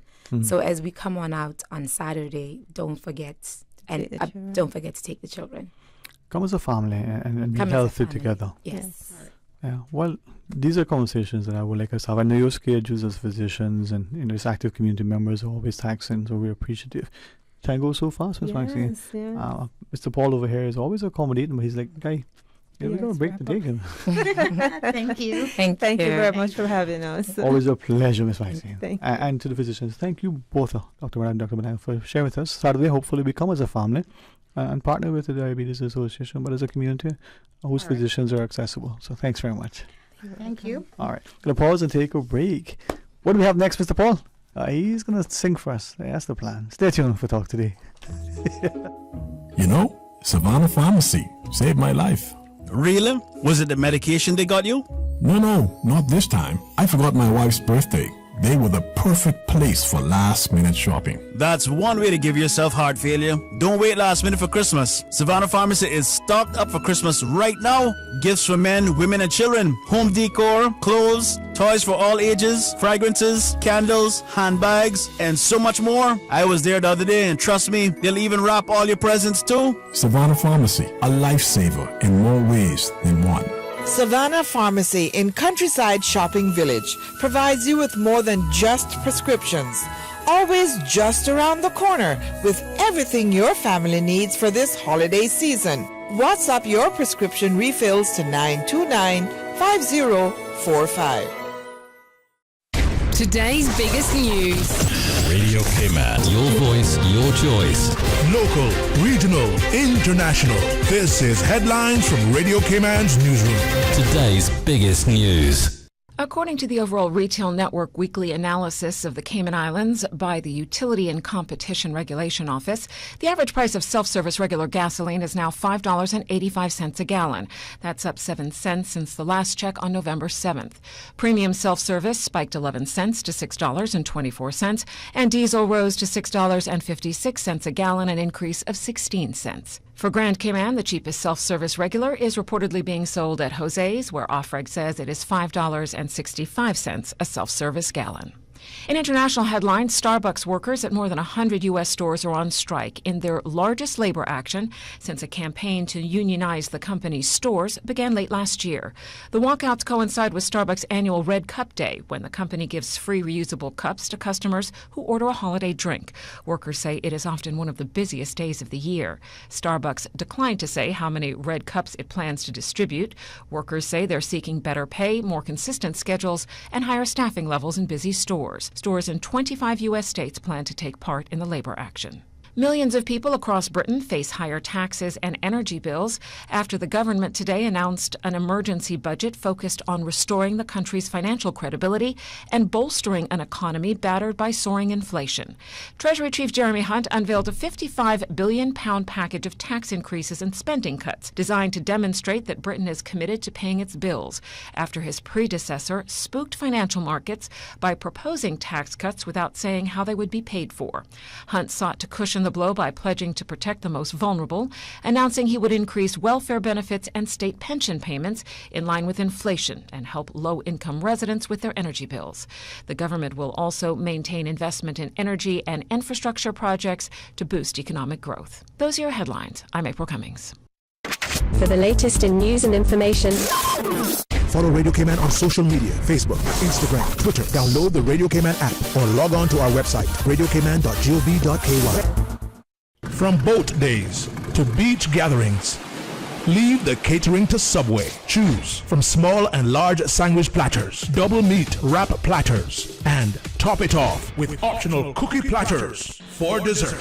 Or ask about our Subway box to go with the option of 6-inch or foot-long sandwich, 1 cookie, and 1 bag of chips. for all occasions and celebrations. Let Subway focus on the food so you can focus on the fun. Visit subway.ky for catering options.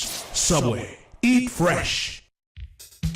November 19th, Grand Cayman. There's so much more Pirates Fest energy in the air. The party continues Saturday, November 19th. The doggies get their own parade starting at 11 a.m. Lukia at the National Museum at 1 p.m. The Children's Play Area at Kirk House from 2 p.m. The Trial of the Pirates at 5:30. Closing fireworks at 8 p.m. along with 2 street dances. One for the adults and one for the teens. And of course, the food festival goes on for 11 hours. Afternoon till night. Come for lunch, party a bunch, and pirate the night away. A month of Sundays means a very long time. What is a week of Black Fridays? It is 8 days of super savings at A.L. Thompson's beginning Friday, November 18th at 6 a.m. During Black Friday week, you can take advantage of deep discounts on electronics, appliances, home decor, and tools. We invite you to review 8 pages of products in the Black Friday week flyer on althompson.com and to shop at your convenience at A.L. Thompson's, Georgetown. It's the season of gift giving and holiday cheer. Share a magical experience that will be remembered forever with Penna. The perfect gift awaits you at Penna Duty Free, Victoria's Secret, MAC Cosmetics, and Penna Leather Goods. Visit us at 40 Cardinal Avenue, Georgetown, or at The Grove on 1358 West Bay Road. We have the best gift selections at the very best prices. Between December 12th and 24th, enjoy the 12 Days of Christmas raffle for major prizes. Start your shopping early and win with Penna. The Department of Environmental Health would like to advise Georgetown residents to get their bulk waste ready for collection from November 14th to the 19th. Household appliances, furniture, and other items too large to be handled by the weekly DEH collection crews should be placed by the roadside where it is easily accessible to DEH collection crews. Metals and vegetation should also be separated from other bulk items. Do not obstruct the roadway or storm drains or place tires, construction and demolition waste, hazardous materials, or electronics. For more information on the Georgetown bulk waste collection from November 14th to the 19th, please contact DEH's Solid Waste Management Section at 949-6696. Talk today. But I do have some questions. Talk today. Cayman Islands' foremost listeners participation program. Talk today. Because there are more questions than answers. What the public is saying. Waiting to take your calls right now. Sterling Dwayne EBANKS.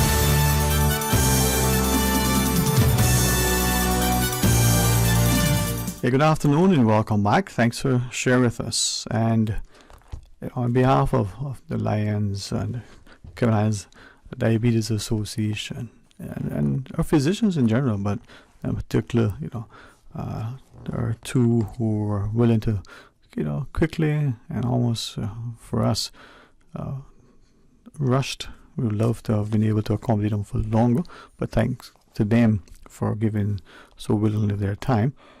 Come out on Saturday, 10 a.m. to 2 p.m. Take the opportunity to get the A1C test.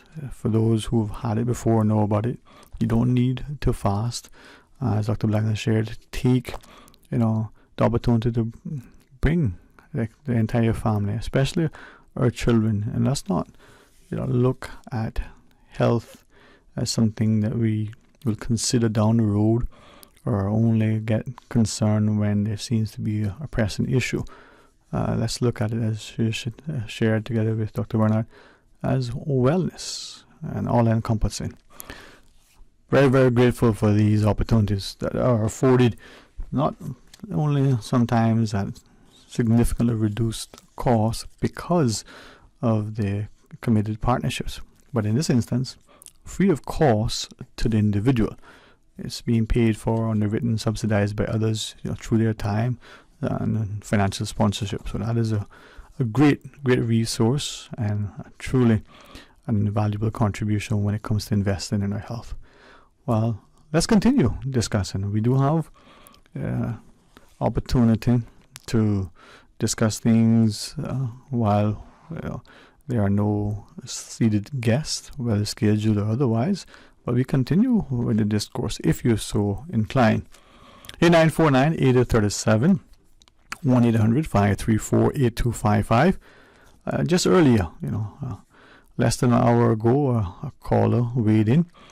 I don't think it would be inappropriate to say a young caller, and I say that because oftentimes we fail to appreciate that our young people, I would say anybody under 100, but if you want to say under 25, if you might even want to say even sometimes under 10, if we would listen to those voices, let them feel a sense that they will be heard, they're going to be nurtured, they're not only invited, but as some must try to inculcate in them and develop within our homes or our classrooms, they're expected to weigh in and share their perspectives. So let's listen to them and let's ask, what is it that's affecting them? How can it be addressed? The caller asked the question, when people are being released from prison, is there some sort of, not just out the door you go, but monitoring? Let's maybe extend that discussion and say, well, mentoring. Let's perhaps go even further and say, well, what sort of partnerships? How do we help them to navigate so they can reintegrate into society and not only address significantly the recidivism rate, where it's a revolving door, and some, prison for profit that we see in other jurisdictions, but it's about valuing this life that now has gone from being in a space, in a place that's confined, restricted and regulated and dictated, to now in the big wide open world. How do we help them to make that transition, to ensure that not only they don't wind up back where they come because they feel, wait a minute, there's really nothing out here for me. There's no food, there's no shelter, there's no support. At least in there, I get these things. There are some who still understand that they forego their freedom. They know it's not a hotel, but it's better in there than out here. They may need particular health care. They figure, do some little crime, nothing significant. Don't take much to get locked up. Put a spliff in your hand and you're going clear. And if that's the mindset, what are we saying to those individuals? If we're also saying let's spend tens of millions or hundreds of millions on the building and its maintenance and its staffing in order to incarcerate people, is that good value for money? If, as have been alleged, not only in this jurisdiction and not only in recent times but other places, teachers and classrooms struggle to find pens, paper and chalk, not necessarily the literally chalk, but the resources that they need to do their work, from the books to the paper, even toilet paper to put in the bathrooms.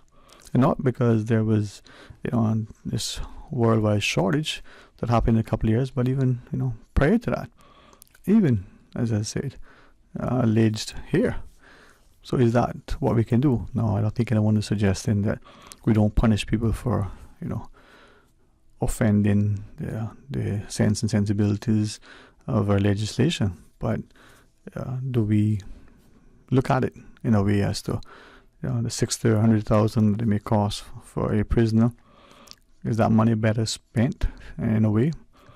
Someone once suggested, if we have someone in prison for a particular offense, and for argument's sake it was 60,000 to house that person for 1 year, would it be better to pay the person 5,000 a month, 2,500 a month, 500 a month, if they do certain things, not to reward the crime, but to save the money that's spent on them by retraining, retooling, educating, holding them accountable, and expecting them now to repay it in such a way. Not because it's going to apply across the board if the person has, as the caller shared, created some crime against and harm someone else, but as the words that were used, for a spliff. Maybe things to consider, and for many, whether it's the expectation of the politician to be tough on crime, because that's what the voters want, or if you don't necessarily do that, you're seen to be some way weak. But is that what we want? Well, the phone lines are available if you want to share a thought, as we try to encourage that level of thought and engagement. Let's go to our phones. Welcome, good afternoon, thanks for calling. Hello, good afternoon, thank you for calling. Hi, Stellan, how are you? It's a pleasure to hear from you. How are you? Thankful. Well, it's been too long that we haven't heard from you, so I pray all is well. Well, I'm just going to say I'm thankful for this present moment. Mm-hmm. Yes. Sterling, I just heard a little piece there where you was talking about to have the prison. Okay, I'm hearing you somewhat, but not fully. So you're talking about the prison. Yeah, can you hear me now? Yes, thank you. Yeah, you was talking about the prison. What cost to house the prisoners? Mm-hmm. Right. On here in the island. Mm-hmm. And the thing about it, Sterling, what costs to maintain the prisoners here, and then we got the Cubans coming in left, right, and center. That's another expense for government. Mm-hmm. Yeah, you understand? Mm-hmm. And when you sit down and see how government is supporting these people, I would probably say probably 100% finance while they're here in Island until, or if they'd go anywhere to the next destination. But when someone here locally try to go and get some help, you go through all kind of red tape to try to get some help, and then you're not qualified. But you just come in here on a boat. Mm-hmm. You're qualified to get your money for your top up on your phone, your groceries, and your rentals, or wherever you're going to be staying at, mm-hmm. and so forth. You understand? So it just makes you wonder, how do we really supposed to survive on this island when we are here making the world make believe that we can take care of the rest of the world, but we can't take care of what's here, who's born and bred here on this island. I'm not saying that we can't help these people, right? Mm-hmm. But the help that they're getting, and then when it comes to the local going to cry for help, you're being totally ignored and find all kind of excuses. Oh, well, you got $100 left after you pay your bills, or you got $32 left after you pay your bills. But yet you got the Cubans walking around here, having a good time, buying their beer, having their top up on their phone, and they got somebody to sleep when night come. And we got some of the locals here, mm-hmm. have nowhere to sleep when night come. And then we got some who's looking for a meal on a daily basis. I mean, if we don't try to enhance our own people, mm-hmm. how in the world can we think that we can enhance other country people? I mean, I could see if we had a couple of Caymanians going out on a boat to get to Miami for rescue to the fact that they can't survive here in Cayman. I know they may be harm positive in Cuba, but what is our government thinking? I know they're all human beings, but come on, man, we're human beings and live here too. You know what I mean? Mm-hmm. I mean, Sterling, this conversation could be a lot longer, but I'm by the buses now, and the buses make a lot of noise, so I'm not going to say anything more to you right now. Hopefully another day. I thank you for taking these few minutes and sharing, but you are right, and hopefully we'll have that. But please have a very, very safe ride for you and the children this and every day. Thank you so much. Okay. Really appreciate it. You're welcome. Bye, darling. Bye-bye. Bye-bye. And to the caller's point, perhaps after the break you may want to weigh in and share what your thoughts. Please stay tuned for Talk Today. Busy. Feel like there's not just enough hours in the day. Savannah Pharmacy, service to make your life easier. Now you can WhatsApp your prescription order to 929-5045. And pickup is just around the corner with everything your family needs and convenient opening hours including Sundays and holidays. WhatsApp your prescription order to 929-5045. Savannah Pharmacy, wholesome values with modern conveniences.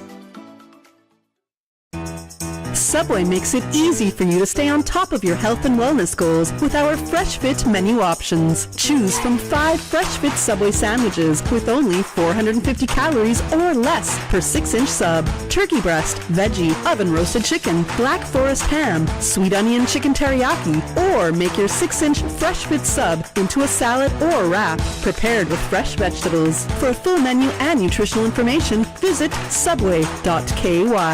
Subway, eat fresh. For medical lab services in Cayman, go straight to MedLab. Blood test, x-ray and mammogram, all of that is MedLab. Affordable fees and friendly service, a full professional team. MedLab is always comfortable, MedLab is always clean. For medical lab services in Cayman, MedLab. Freedom, Cayman Brack. Freedom, Little Cayman. Soft breezes, blue waters, no traffic. Unwind and rejuvenate your mind, body, and soul.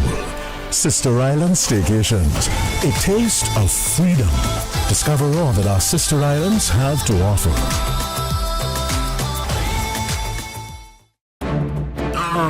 Pirates Fest! Pirates Fest, Pirates Fest, Pirates Fest 2022. 3 cheers for 3 islands.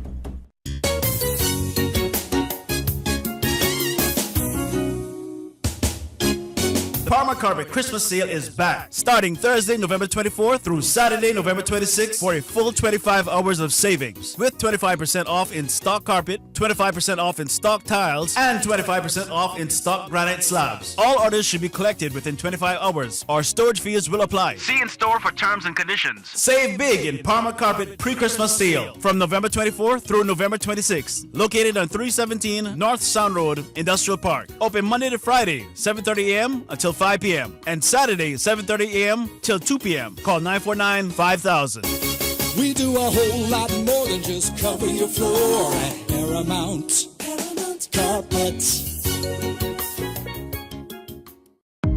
The Department of Agriculture would like to advise the public that the abattoir will be closed November 14th through 18th and will resume services on November 21st. For more information, contact the DOA at 947-3090. Talk today. But I do have some questions. Talk today. Cayman Islands' foremost listeners participation program. Talk today. Because there are more questions than answers. What the public is saying. Waiting to take your calls right now. Sterling Dwayne EBANKS.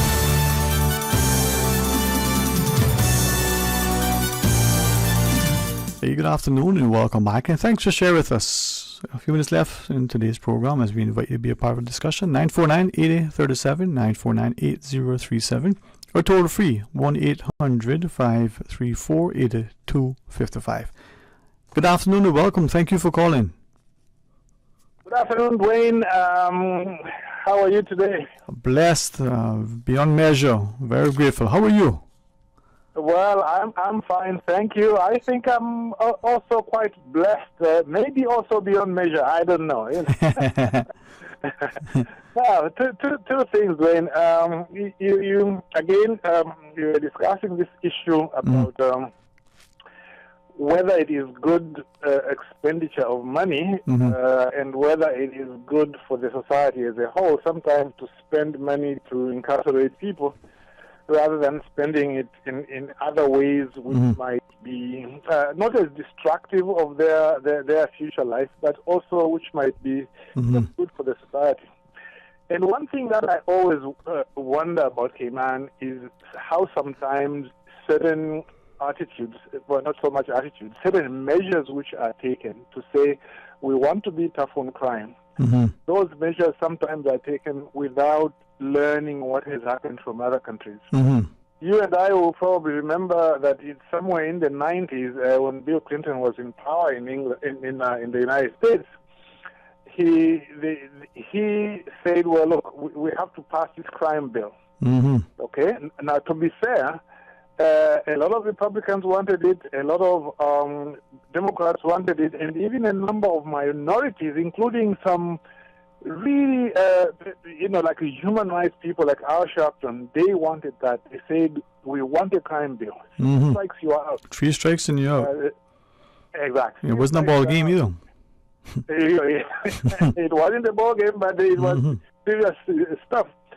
So this is what they did at the time. But what they didn't realize is that the way that 3 strikes you are out was going to work out, it was going to work out actually to disadvantage those communities which were over-policed, over-prosecuted, and over-sentenced. That was usually the minority, the black people, the Hispanics, and all those. And then after a number of years, they just found that, you see, kids would bounce a check the first time, second time they are caught shoplifting, the third time they are caught with a spliff of ganja. They go to court, they say, well, 3 strikes, you are out, 30 years imprisonment. So what?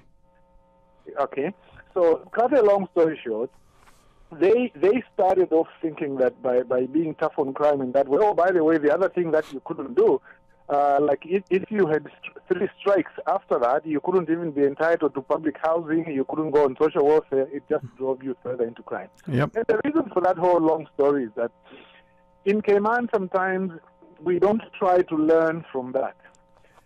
In 2008, when there was a spurt in crime, it was thought we'll pass some very strong bills. Some of those were very good. In fact, most of them were very good. But once they said, well, you have to go to jail for 10 years just possessing a firearm, you are over-punishing people, in my view. Okay, you are over-punishing people. And when you over-punish them, the people who suffer most are the young Caymanians, the young ones who could still turn around their life. So that, in other words, the effect that such laws had, like in the United States, on the minorities, that is the same effect now that law, those tough laws have on mainly the Caymanians. Why? And usually the young Caymanians, because they are over-policed, over-prosecuted, and over-sentenced. I think that needs to there's a greater balance in dealing with that.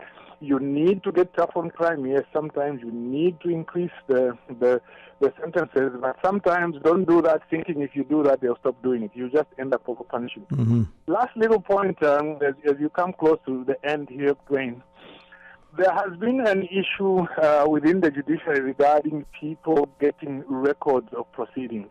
Like you go to court, a case is heard, and there's a recording made of what happens there.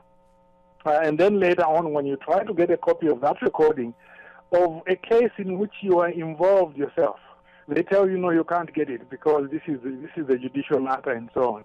And I mean, I've had that problem, but I won't talk about my case today because I'm fighting that through freedom of information. Other people are also suffering as a result. And what I have been trying to do through my case and to help other people who have reached out to me, I have challenged the decision of the judiciary to refuse to give me a certain audio which I needed for my proceedings. They are saying, well, look, I mean, it's because you see this relates to the judicial function. But I say it's unconstitutional. Under Section 11 of the Constitution, I've got a right to receive and to give information. And if you refuse that right, you must show that there is a law, legislation, which is reasonably justifiable in democratic society, which is intended in terms of what is relevant here, which is intended to protect the private lives of people in proceedings, or which is intended to maintain the dignity and independence of the court. So my argument to them has been that by you withholding a case in which I was involved, you know, you are not meeting any of those ends. So I've challenged that. It is now at the review level, and I understand because of the constitutional issues that I have raised, the reviewing officer in the judiciary, who is the court officer, has sought independent legal advice because we want to see if we can create a precedent on that issue. Me and my team in Cayman, we are working to try and make sure that those proceedings will always be made available to you if you want them. There are a lot of people are suffering as a result of that. I thank you, DWAYNE. 2:28. I haven't exceeded the time. I thank you very much. Thank you too. And I'll just leave this comment. You don't need to necessarily weigh in until the next time if you wish. But one listener shared, if it's 60,000, for example, for imprisonment of one inmate, which is equivalent to 5,000 per month, why isn't 5,000 a month the minimum wage? What's wrong with us? Perhaps it was not necessarily meant to be rhetorical. That the minimum is drawing an equivalence between the fine and the imprisonment. Yeah, the person is saying that if it costs the country $60,000 a year to house an inmate, right, which is $5,000 a month, then why is that we have the minimum wage set at $5,000 a month? Well, very, very good way of putting the argument, yes. Because I think it it shows in a very stark way how some of these, the funds of punishing people are not worth it and so on. Because if you can use some of that money to pay people, to increase their salary, to help train them, and use them in that better way, certainly you will be achieving a better thing in terms of the results at the personal level for that person as well as for the community in the future. So that person, I really like that example. I will steal it and use it one day. It's now in the public domain, so it's not mine. I can't give you license to it, but it's in the public domain. Well, thank you. And I'm hoping that people who listen, that they won't be inflamed. They'll be, encouraged, feel nurtured, safe, and willing to engage.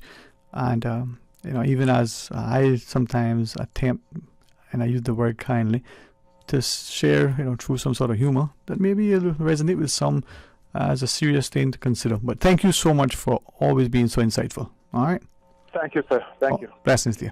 And to our listeners, it's a Thursday. Can you believe it? Well, that means that tomorrow you get a chance to join Mr. Art again for the record. Please do so. He brings a lively, informative discussion and very engaging.